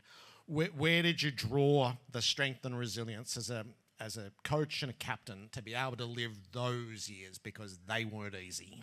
They weren't, but they were. Because we just wanted to compete. We rock up at the start of each year, and we, there's not the handshake, but there basically is to say we'll have another shot at it. We'll get a list as good as what we possibly can, and if we're good enough, we'll have a go at it. And through that period, prelim after prelim, some tough losses. Yeah, we doubted ourselves, and we, at times, are we doing the right thing? That's just normal to go through those processes. Chats, at different times. I remember one in the gym where I said to him, I think it's probably time to pass on the captaincy, probably around about 2018. And he said, "No, that's not a good idea." Straight away. You just had great confidence that we would just find a way through it. And then that's the support that I had from him, and hopefully I gave it back to him too. And then there's 2 bulls in a paddock. So you're the alpha, and then the idea to bring the other alpha in. Why did it work? Why did Selwood and Dangerfield work rather than being the bulls in the paddock? How did it work? There was honesty when I caught up with him in a room in Perth. We were on an international rules series. I offered, if he wanted to know anything about the Cats, then, let's grab a coffee. I didn't know that I'd be sitting 6 hours in his room one particular day, and him asking about players like Lincoln McCarthy, and that had only just been rookied to the club. But the whole thing in it all, the Dangerwood thing came of it. And we probably loved it more than anyone else, the 2 of us. That's probably more cool than just having Batman and Robin. The joy of, at that stage too, I lost some really great teammates that were so competitive, and, were going through the other end, and, the guys that were coming through weren't on the same wavelength, and there's nothing to that, but we just had such a talented, competitive group. But then I knew that I was getting this guy in that just thought, and his hands, and he's breaking the tackles and would open up play, and all of a sudden it was like, I know he can help me, and I think he felt that with myself too, and then I learned how much of a competitor he was, and then I learned that you can actually have a bit of fun too whilst you're playing footy, and be a little bit weird like he is, and talk to the media, and just do things completely another way, and I think that was great for our group too. So there's no one, I've loved playing with a lot of players, but he's up there in my top players that I have played with. And then there's the best curtain call we ever saw in 2022, the 350th night here, where you got to walk back out into the middle of the ground, and the full admiration of a crowd towards you. You serve the club so well, and then you get the finish that nobody gets on grand final day. How do you reflect on that? It was a big year, obviously celebrating a lot of things. There was a captaincy record, there was then the 350th. And early in that game, Tom Liberatore, in the first quarter, not that he was tagging me, but he gave me this one to the back, and he actually cracked one of my ribs up the back. And I was like, so I actually played quite a poor game, but, hung in there for the game. And then I had no intention to do anything, but, both clubs lined up. No one had left the stadium. And I had all my, favourite people there in the world. And all of a sudden I was like, shit, I better go and do something. Like just a simple thank you, that was. And I didn't know that it would be so special. And then it probably started a few rumours that this is the tour that was happening towards the end. But not even at that time did I think that I was probably not going to play the next year. I just had my eyes on the ball that 2022 was going to be so special for, the table that we have on 23 and 24. We just loved going to work, that group. And that's what made finishing up so easy but so hard at the same time, because the meeting that I had with Tom Petroro just before my last game here at GMHBA was on the Monday, and I said to him as I left him, I said, just let Hock and the team know that we'll go again in 2023. But as I was driving down the highway back home, in silence, it was, what am I doing? Like, seriously, I'm at my happiest. I was going okay. I wasn't going that great, but I had a lot of guys there that I just loved going to work with, and I was only going to get in the road of what they were going to do and what they have gone on and done too. And then it just made that last month for me so special too, being able to sort of, tell mum and dad and my brothers and, my wife, which she didn't love it, the meeting with Hock on the Tuesday of that week, just to make sure that it was the right idea, that we were finishing up. And then I went and told Scotty the morning after in his office, and that was a tough meeting because I thought Hock would have got to him first, but that wasn't the case. And I'm sure that they've spoken about it throughout the list management decisions, but it still wasn't easy to say that this is the last dance that I was going to have out here. And even that night that I got to play my last game out here against the Eagles, I thought I handled it better than the coach too, because I could see him sooking over in the corner, and I'm like, don't give this away. We've still got a final series to play. And I know that it touched a lot of people, but that final series was just something else too. And a goal to crown it all. Never kicked one like that before, as you would know, Jared, being an avid fan. But, the game itself worked out similar. We just had it in our control. The joy of, Levi setting it all up for us, though, too. Floating through the banner. But my favourite pictures from that day is literally having Levi in my arms, but Paddy over my shoulder, just seeing how relaxed it made him, us doing Geelong things on the biggest day. And then he just went and tore the game apart.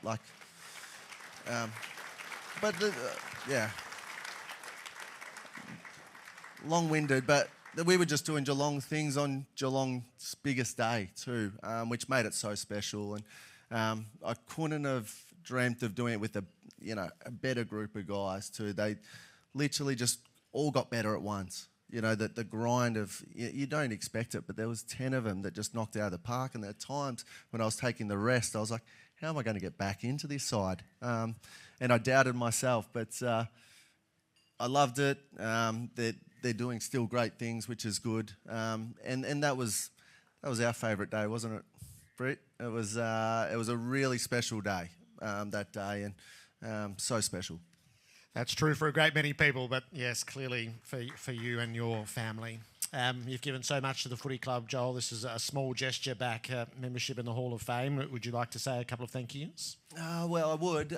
Firstly, the club, right through. How do you thank everyone at the right time? Fans, supporters, members, sponsors, people inside, underneath. I loved coming to work. Could count the bad days on one hand. I've said that a number of times. Got to play with some unbelievable players. but they're just wonderful people too. Like you see the table 22 that show up tonight for their people. That's really special.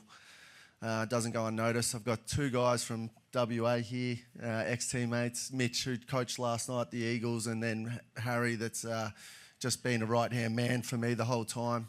Want to thank those. I've got a rat pack of friends. They're actually really good, and if you were to run the integrity rule over them, they're as high as you'll get. And we love, and I've shared all my journey with them, and they're with me every step of the way through the hard times and the ones that the joy like this. So I thank them that are in the room. I've got next, I'm going to wrap this up soon, my family. I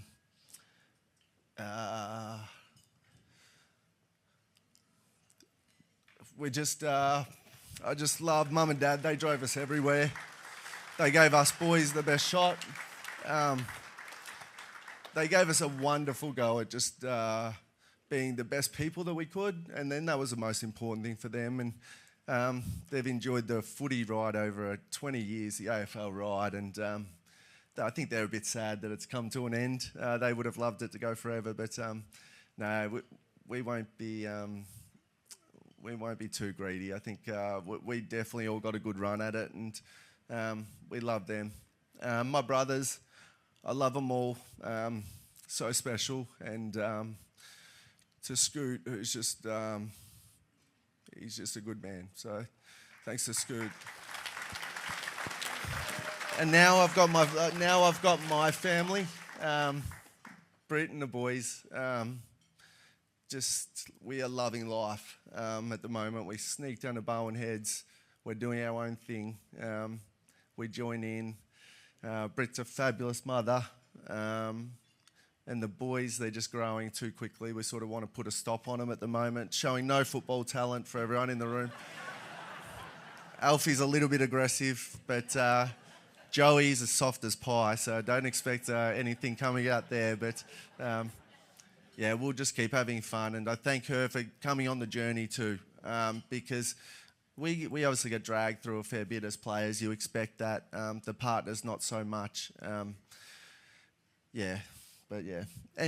I just do need to thank the management over a long period of time, and they know who they are. Two in my eye line right now, Scotty and Barmy. He's not here tonight. I would have loved to see him. Always loved to see him, but yeah, very, very good. Good on you, Joel. Joel Selwood, part of the Hall of Fame. Just have a hunch, Joel's version of a Rat Pack might be a bit different to Dane Swan's, the way that they've panned out. Hey, so I'm running this late quite deliberately. Have dessert, comfort break, not too long, and then we've got one more batch of Life members, and then our legend elevation.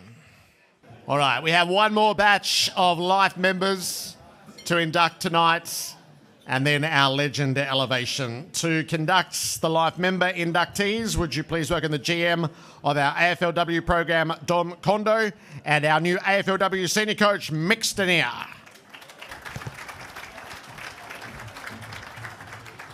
Thanks, Jared. It's my absolute pleasure to introduce our final Life members being inducted this evening. To start with, Julia Crockett-Grills.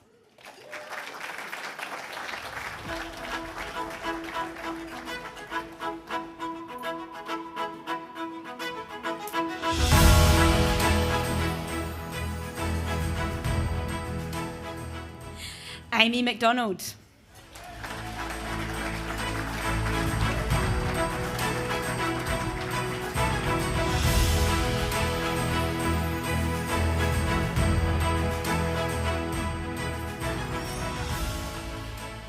Nina Morrison.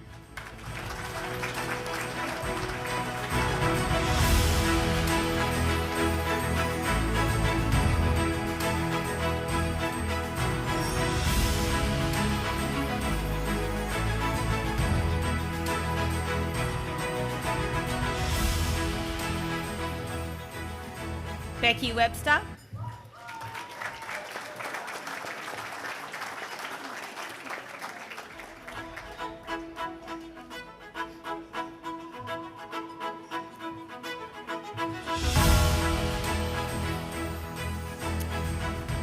And our final is Georgie Rankin.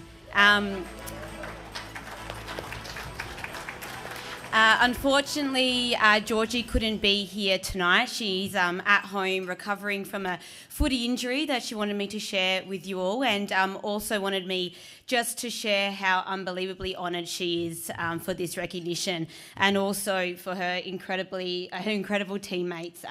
She wanted me to say that you've played such an incredible part of who she is, and she wished she could be standing up here with you girls tonight. Well done, Georgie.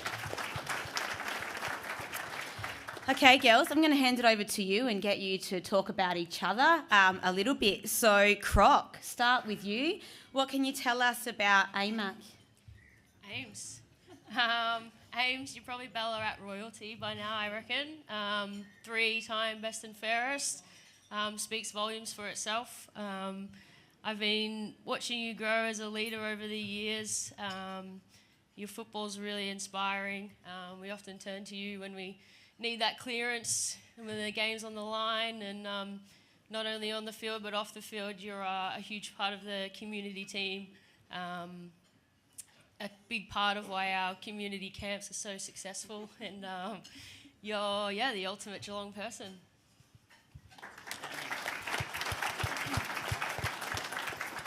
AMAC, talking about our new co-captain, Neens. What can you tell us? Neens, I think when she first came to the club, obviously number 1 draft pick, Ducks of her school, and we were all wondering, how does this girl have it all? And it didn't take long when you got down to training, the dedication and work ethic. It really makes sense why you are so successful in every aspect of life. And I think when you ask yourself the question of like, who is a Geelong person, it's pretty hard to go past yourself. And when we're all walking out there on field, and I know particularly when we're heading out to a CB, you walk a little taller when you get to walk out beside you. And aside from the on-field, obviously off-field, such an incredible person, a huge heart, and no matter what, you've got our backs all the way, and we couldn't love you more.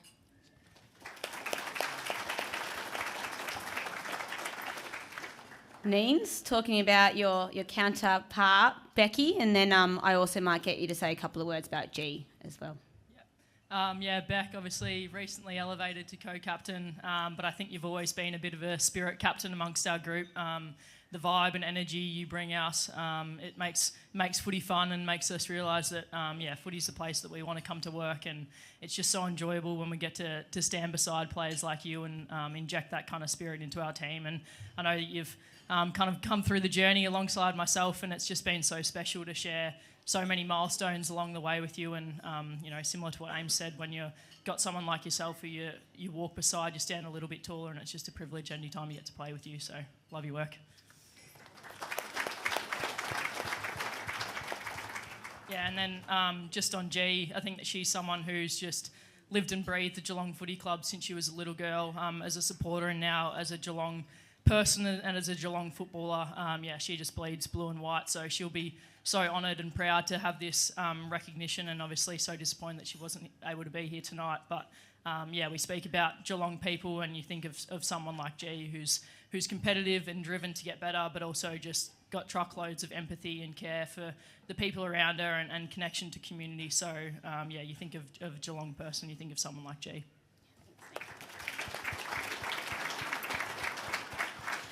And Becky, finish us off with Croc. Oh, Crocky girl.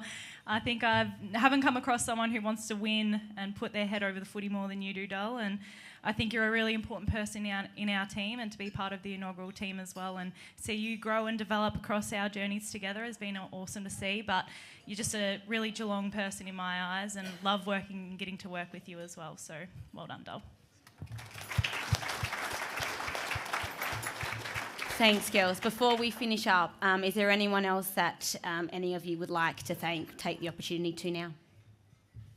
Yeah, I'd just like to thank the club for giving us all this opportunity. I feel really privileged to be a part of a community and a club that cares so deeply about its women's program, and has helped to elevate our program continuously over the course of, I'm going to mark this up, 7 or 10 years, however long we've been in the competition, but to continually push to make our team and our club better. to be here tonight and see the history of the men's program that's been going for so long, it's just a real privilege to be a part of this club and community. So just can't thank the group enough for creating that for us.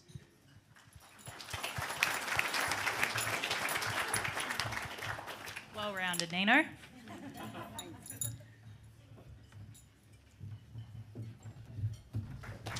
Thanks, Dom. Life members from our AFLW team. All right, the climax of our night is the elevation of the 29th legend. It's all rather perfect, isn't it? The 29th legend of the Geelong Football Club. There was plenty of times watching Gary, like, I actually thought that I was in a different world. From the pocket, that is as good as it gets. Probably one of the most natural looking footballers that you would ever see in 160 years of our game. Brilliantly, something decisive from Ablett will occur. He is the most skillful player that I've ever seen play. I've got to witness it firsthand. The initial fumbles, hurting both sides. Gary Ablett, a sure ball handler, trusts his instincts, and the instincts are good.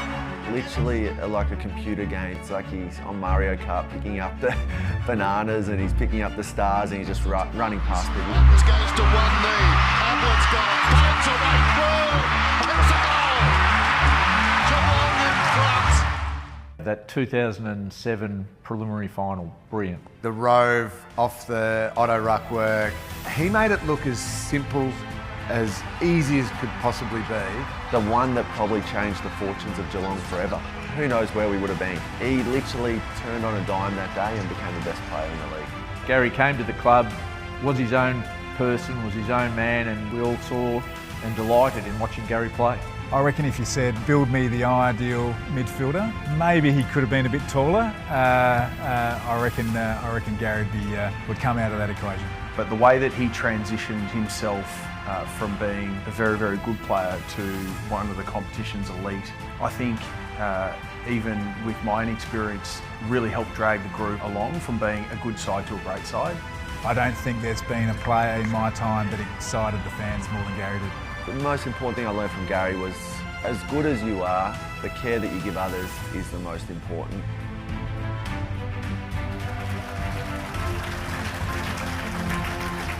Ladies and gentlemen, the next legend of the Geelong Football Club Hall of Fame, Gary Ablett.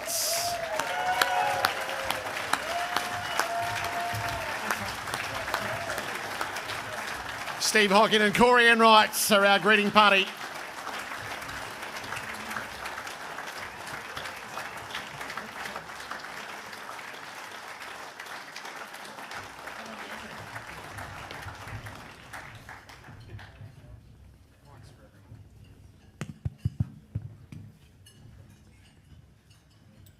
Gary, you just had to be a bit taller, mate. What were you doing? Anything was possible. Well, I'm 182 centimetres, so I know I did get called the Little Master, but yeah, I don't know. I knew that when I was drafted, that was the scouting report, that maybe I was a little bit too short and maybe I was given the opportunity because of my name. But yeah, I'm just so thankful that I got to play the game that I love for such a long time, 19 years. And I was really thinking about tonight and what it meant to me, and it actually made me think back to the very first goal that I wrote down on a bit of paper, which was to play one senior game. Yep. And yeah, you fast forward 25 years and what a journey it's been. Well, let's have a step through some of that journey. I've got a scouting report here from Newbridge. Said they had a new recruit a couple of weeks ago, and boy, did he look good. And then I watched Serena Williams go back to Wimbledon. Do you know, there's an opening for a small forward in this team right now. Scotty's just over there. I know what do you reckon, got this Scotty? little finger injury, but... yeah, no, I did. I always said to myself when I retire from the top level, that'll be it. And then I had a good friend of mine, Matty Stokes, who talked me into playing a game in Darwin. I really enjoyed that experience. And then Zach Smith, another good friend of mine, talked me into playing a game in Cairns. And it actually reminded me a lot of my junior football club. And I thought back to my junior footy and how much it meant to me. And just seeing how much the community got around it. So I've played 7 or 8 games. I think my wife's told me that's about it. I have registered for the Model Warrior Football Club, but it's very unlikely that I'll play there. Yeah. There's a pickup game in Western Sydney next Saturday if you're interested. It's someone against the Giants, as we could probably find a place for you. Hey, when you were, a few weeks back, you were inducted into the Australian Football Hall of Fame, and there was this wave of contemporaries of your father who said, oh, we remember him in the rooms, on the buses. Remind us, what was it like growing up, literally, at this ground? Yeah, I mean, it was such a special time in my life. I think for Nathan and I, we obviously loved being at the training sessions and going along and watching the games. But for us, it was more about just spending quality time with Dad. And I think when he first started his career, which was 84, through the 80s, we were quite young, so we probably didn't understand just how good of a footy player he was. It wasn't until the 90s when he played in the grand finals and we got to go along and experience that. But yeah, just so many special memories. I think the players referred to Nathan and I as the barefoot pests at the time because we did get in the way a lot. And a footy club was very different back then. I mean, it was, families were welcome to come into the club at any time. The players always had, or most of their training sessions were actually at night, and they'd always have a feed together, after their training session. And I think that really helped me when I was drafted as a 17-year-old because I had experienced what an AFL club was like. And, for me, just having someone that had also played a long career, Dad had obviously played 14 years at the top level, it just really helped that transition for me and just so thankful for that time. There were distractions along the way. Did you fundamentally love footy all the way through from when you were a kid, or did you fancy something else? Yeah, no, and I have told this story a few times, but at about the age of 15, I had some other passions. I was into my surfing and skateboarding. I think there was a 12-month period I wanted to be a pro surfer. I worked out pretty quickly that wasn't going to work out for me. And it actually did require me catching the school bus home from Geelong to Jan Juc, where I was based at the time, walking up to the main road and hitchhiking into training. And I thought it'd be a little bit easier just to grab the board out of the shed and walk to the waves, which are about five minutes away. But I was just very fortunate that I had some really great people around me. I remember having a conversation with my dad about it and just saying, hey, Dad, what do you think? He said, why not have a shot at it? He told me at that time that he believed I was good enough to make it at the top level. I went and tried out for the Falcons. I think they started with a list of about 80 guys, made the team that year, had a great season, and it was from there that the club told me as a bottom age player that they were going to take me father-son. What did that mean to you, to know that you were going to be here in your own right? Yeah, I mean, it meant the world. I remember getting to the club, as I said, as a 17-year-old, and I was just like a sponge at that time. I was taking as much as I could. I was very fortunate that I had had some really great leaders around me.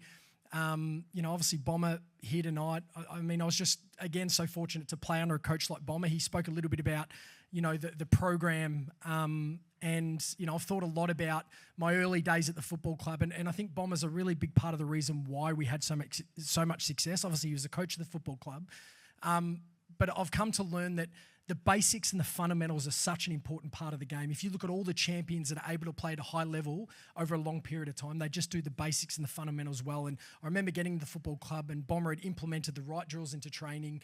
I think our young guys were it probably helped fast track our development more so than a lot of the other football clubs. And yeah, it was just a really special time. I was living my dream. I got to play with some players that played with my dad as well, which, when I first got to the football club, it just didn't feel real. Guys like Tim McGrath, Brad Scholl, there's probably 5 or 6 of them, Peter Riccardi, these guys that had played a lot of footy with my dad. So, I think at that time I probably, believed that maybe I'd only play 3 or 4 games. I got to play a senior game in my first year and achieve that goal that I wrote down on a bit of paper. But as I said, to play 19 years is so special. There is an element of luck. We understand there are, injuries are part of the game. But now that I'm retired, I get to reflect back and enjoy it a lot more and, obviously catch up with past players and talk through all those special memories. So that first game, I went back and had a look at this. It was described as a ploy to sell tickets, selecting Gary Ablett in round 1. That didn't age particularly well, did it? What do you remember about your first game? It was against the Bombers. Where did you get that? That was, speaking of the dead, that was Patrick Smith who wrote that. That was Patrick Smith, okay. No, look, you're probably right. I didn't think I necessarily deserved a game at that stage of my career. But I know Bomber had made a decision that the current list we had probably wasn't going to take us to a premiership, and he wanted to start to play some of these younger kids. I think I played the first 10 games of that year, and then Bomber put me back into the reserves for the next 12 games. And I was playing some really great footy and couldn't couldn't get back into the senior side. And I've got to tell this story, and Bomber's probably not going to like it, but the game was very different back then. I mean, you could sit on the bench for 3 quarters. That's just the way it was. There wasn't a lot of rotations. And I remember I'd played about 5 or 6 really good games in a row, and Bomber each week kept saying to me, go back, play another good game and you'll earn your spot in the seniors. So I finally got back into the seniors, and I reckon I sat on the bench for about 3 quarters. I kicked a goal and maybe had 5 touches, and Bomber said to me, look, you just didn't play well enough today, Gaz. I'm going to have to send you back to the reserves. And I said, Bomber, you gave me a quarter and a half. But I think Bomber was really big on that, especially players in their first year. He didn't want them to play 22 games because then you didn't have that goal for the next year. So it was great to go back. We won a premiership that year. We had a really special group. We had, some older guys that had played a lot of footy and obviously a lot of great talented younger players coming through as well. And as I said, I want to thank you, Bomber, because it was really great playing under you.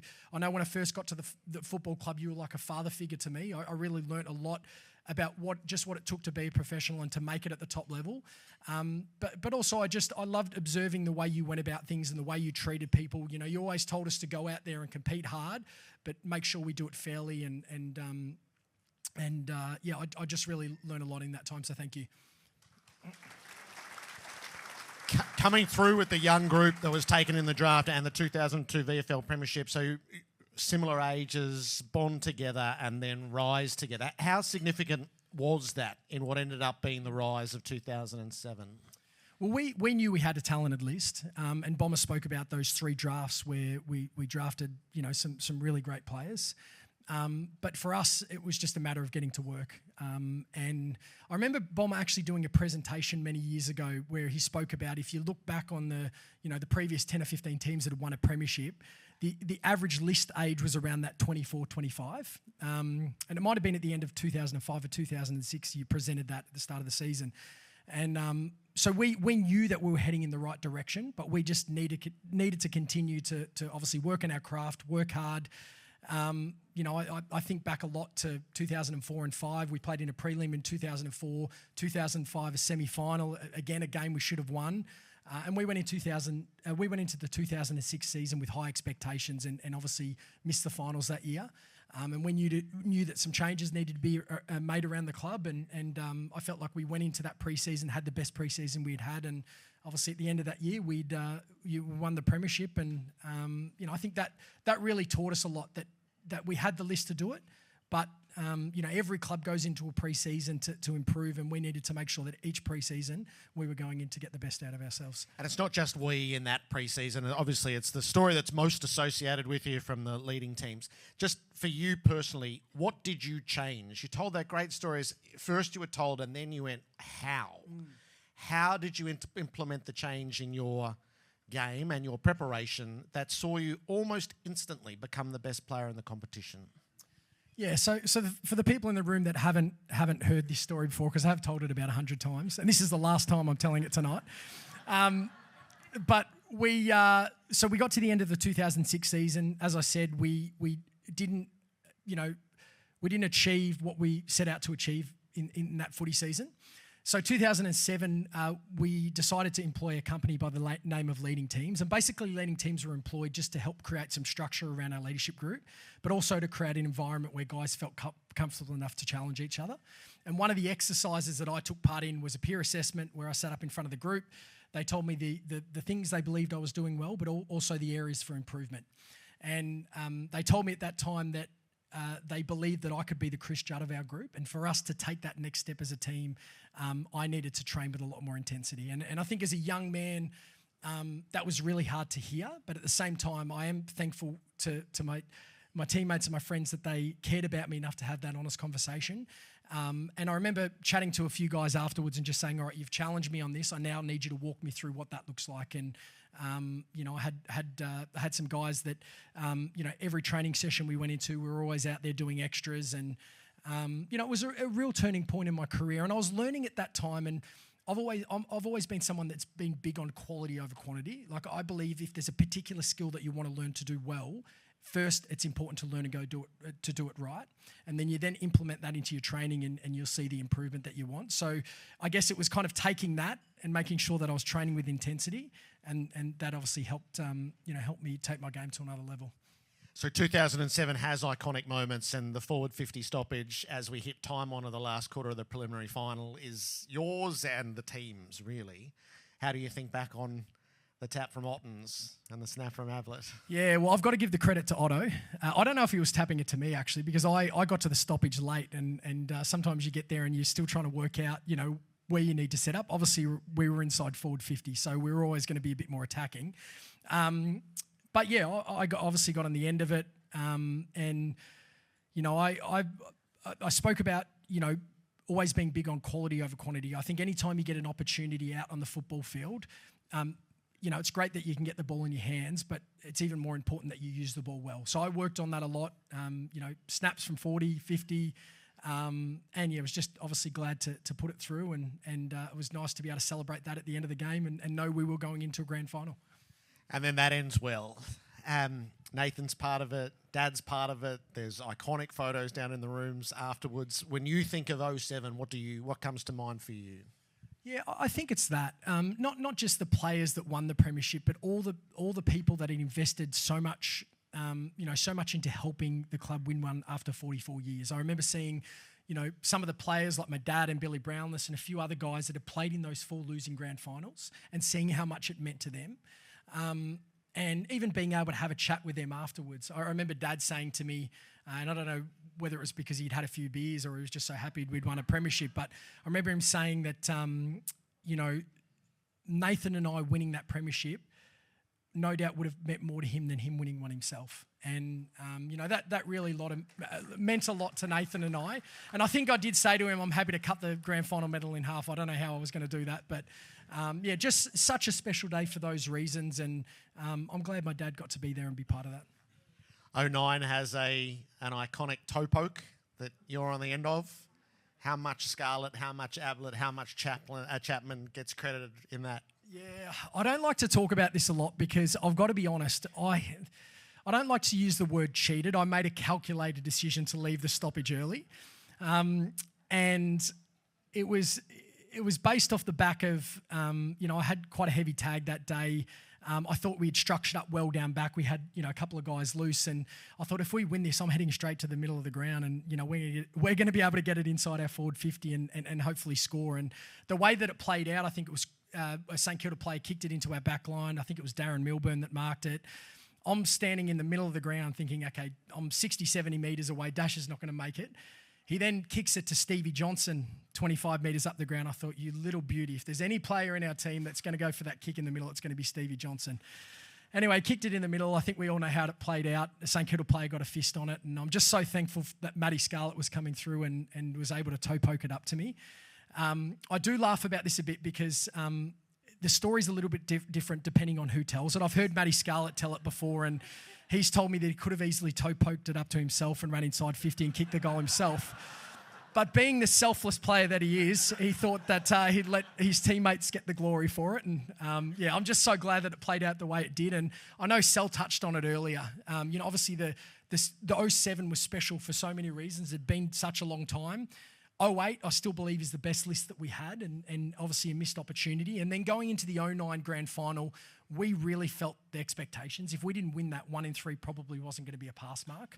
So to fight that grand final out the way we did, it was a very contested game. St Kilda were obviously a fantastic team that year, and I remember getting to the end of that game and I was just exhausted. I had no energy to talk to anyone, but we went down as I went down as a 2-time premiership player, which was special. Did you tell me that 2010 was the best footy of your career? Yeah, I believe it was. I just believe I had a really consistent season that year.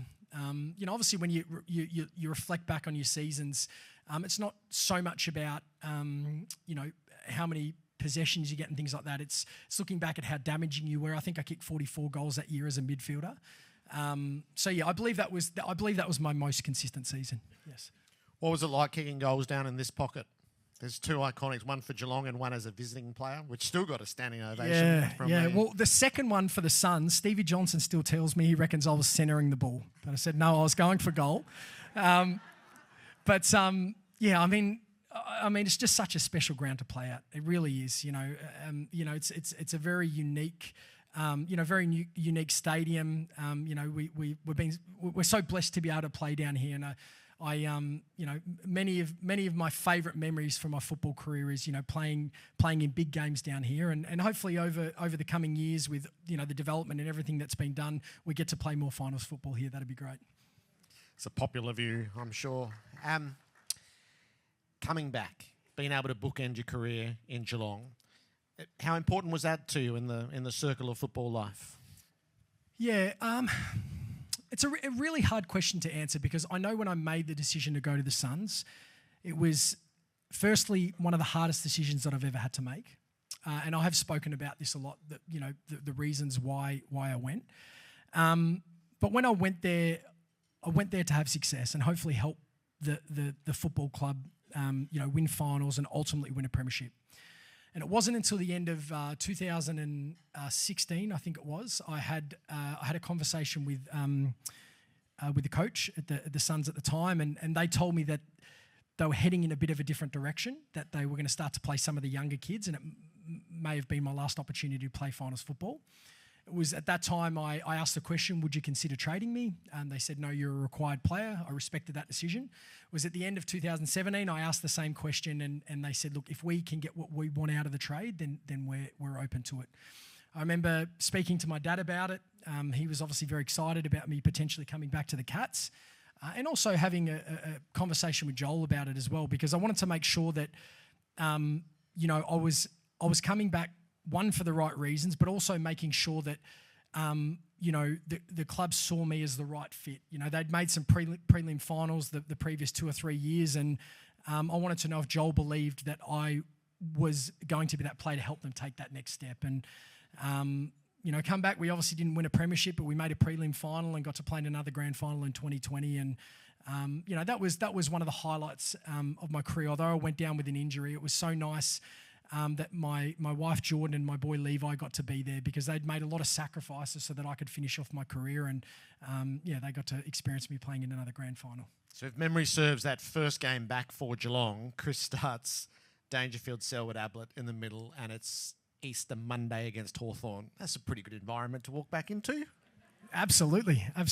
I know when I got back, my goal was just to get my body right. I think I was 34 at the time.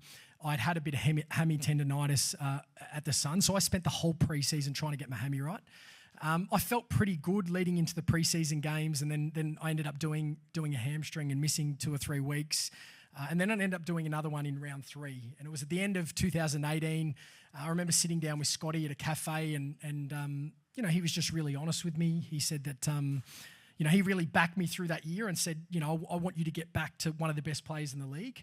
Unfortunately, my body wasn't allowing me to do that. So we just spoke through, okay, where do you believe the best position for me is in the team? And it was at that time that I went back down as a small forward where I started my career, and felt like I had a really consistent year that year. And I guess to answer your question, it was really nice to come back and play with some of the players that I'd had so much success with, guys that I've got so much respect for. And as I said, the goal was to win a premiership. We got close, and I'm just so thankful that the club was able to get the trade done.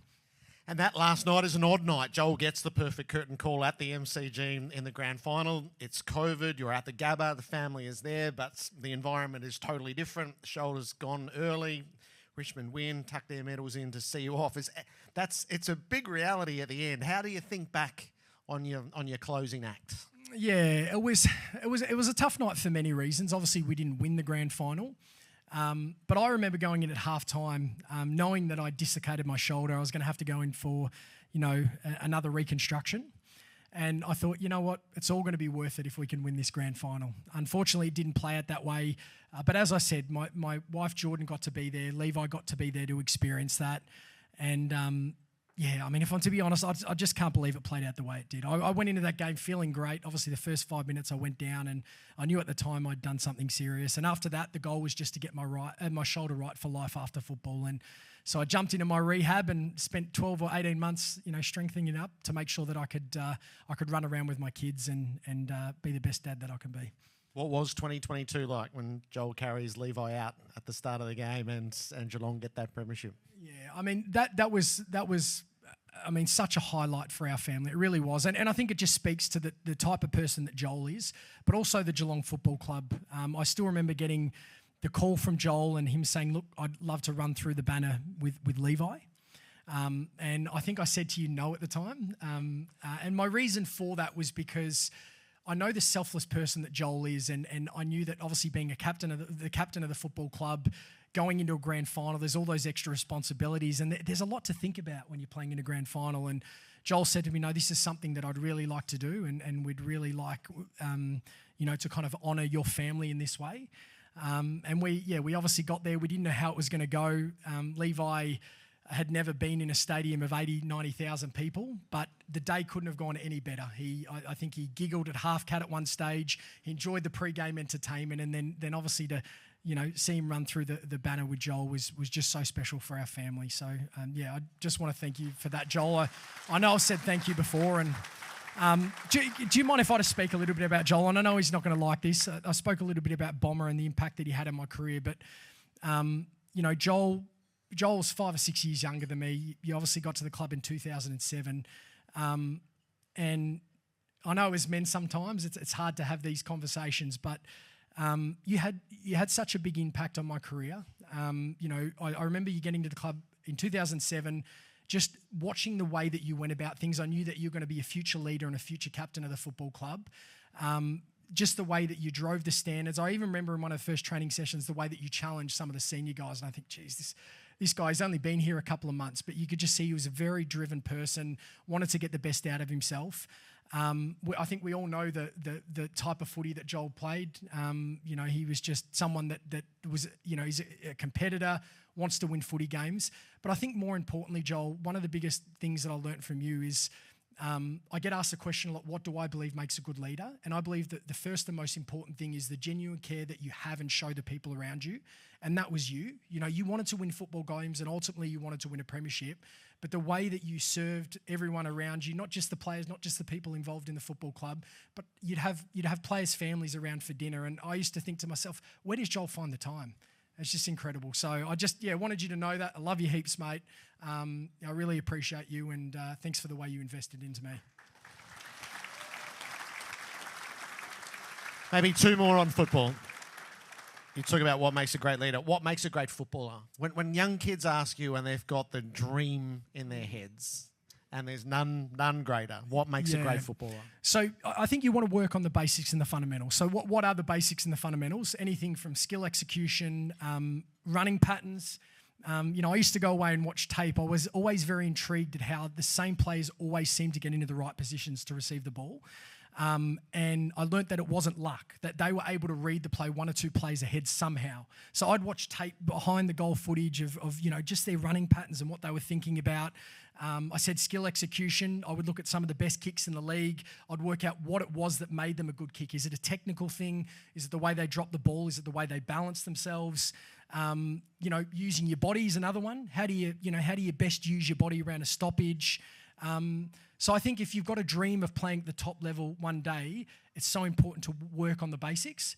Yes, the great players kick an amazing goal every now and then or take an amazing mark, but they just do the basics and the fundamentals well. And the other bit of advice that I was given when I was a young kid from my dad was learn to kick and handball on both sides of your body. There are players that can get away with it. I mean, Dustin Martin's is a perfect example. But if you want to make it at the top level, you need to be able to kick and handball on both sides. It'll make the game a lot easier for you. And the connection to the club, the connection to the fan base. So, I've spent most of my football life watching here. I watched your dad, and then the gift of getting to watch you and to bring my kids to be able to watch you. How would you describe your connection to the people of the Geelong Football Club who have sat in the terraces and watched two generations of your family? Well, it's people that make a football club, and we can't forget that. At the end of the day, it is just a game. And I've spoken on this a bit, but the thing that means the most to me when I reflect back on my career is not necessarily the premierships or the individual awards or anything like that.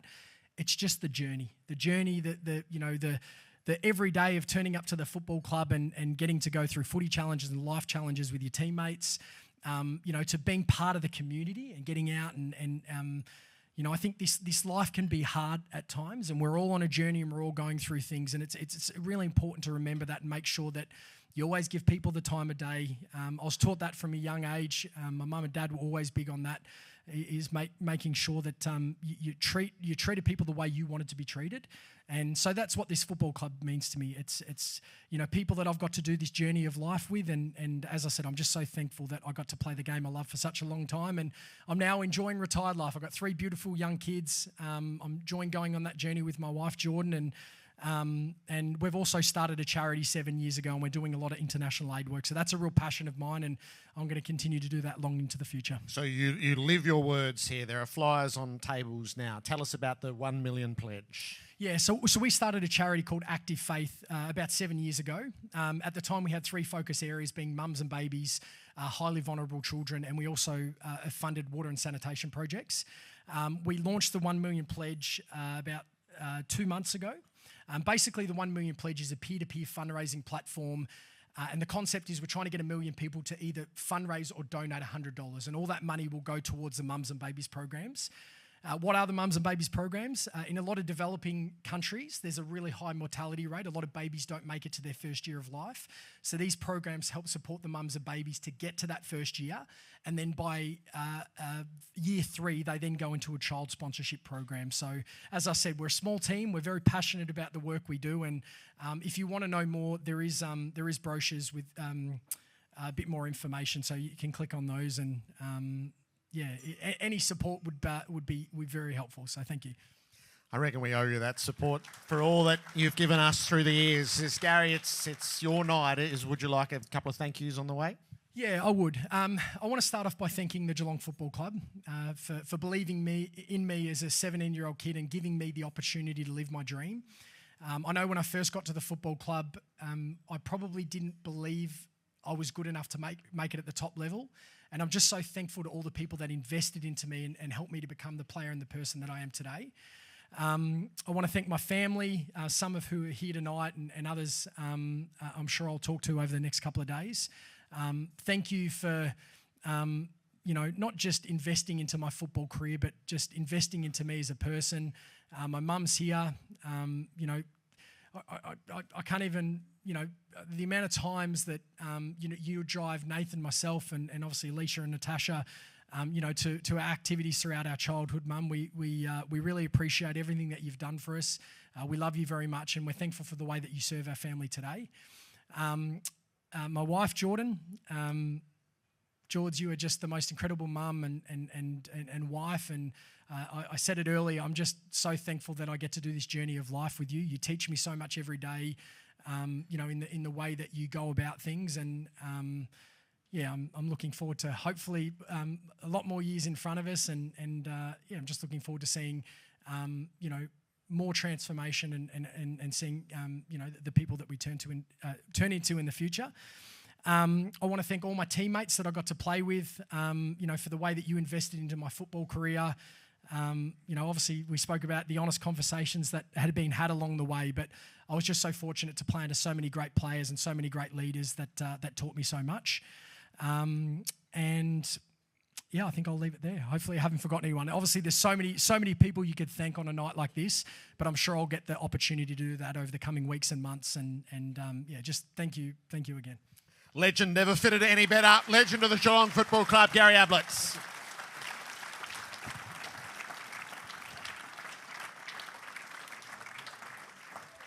Terrific. What a great night. So we're all heading to Larry's. We'll just get directions. We'll go party with Larry Donahue for the rest of the night. I looked at YouTube. I suspect 1976 is the year of the tiniest shorts of all. So perhaps it's an after midnight screening of those 100 goals and all that transpired. Lovely to have such a big crowd here for a night like this. It deserved it. To Joel Selwood, to Bomber Thompson, and to Gary Ablett, to all of our life members, and to those who are involved for the rest of the year, AFL and AFLW. Good luck for the journey ahead. We'll see you back here at the footy.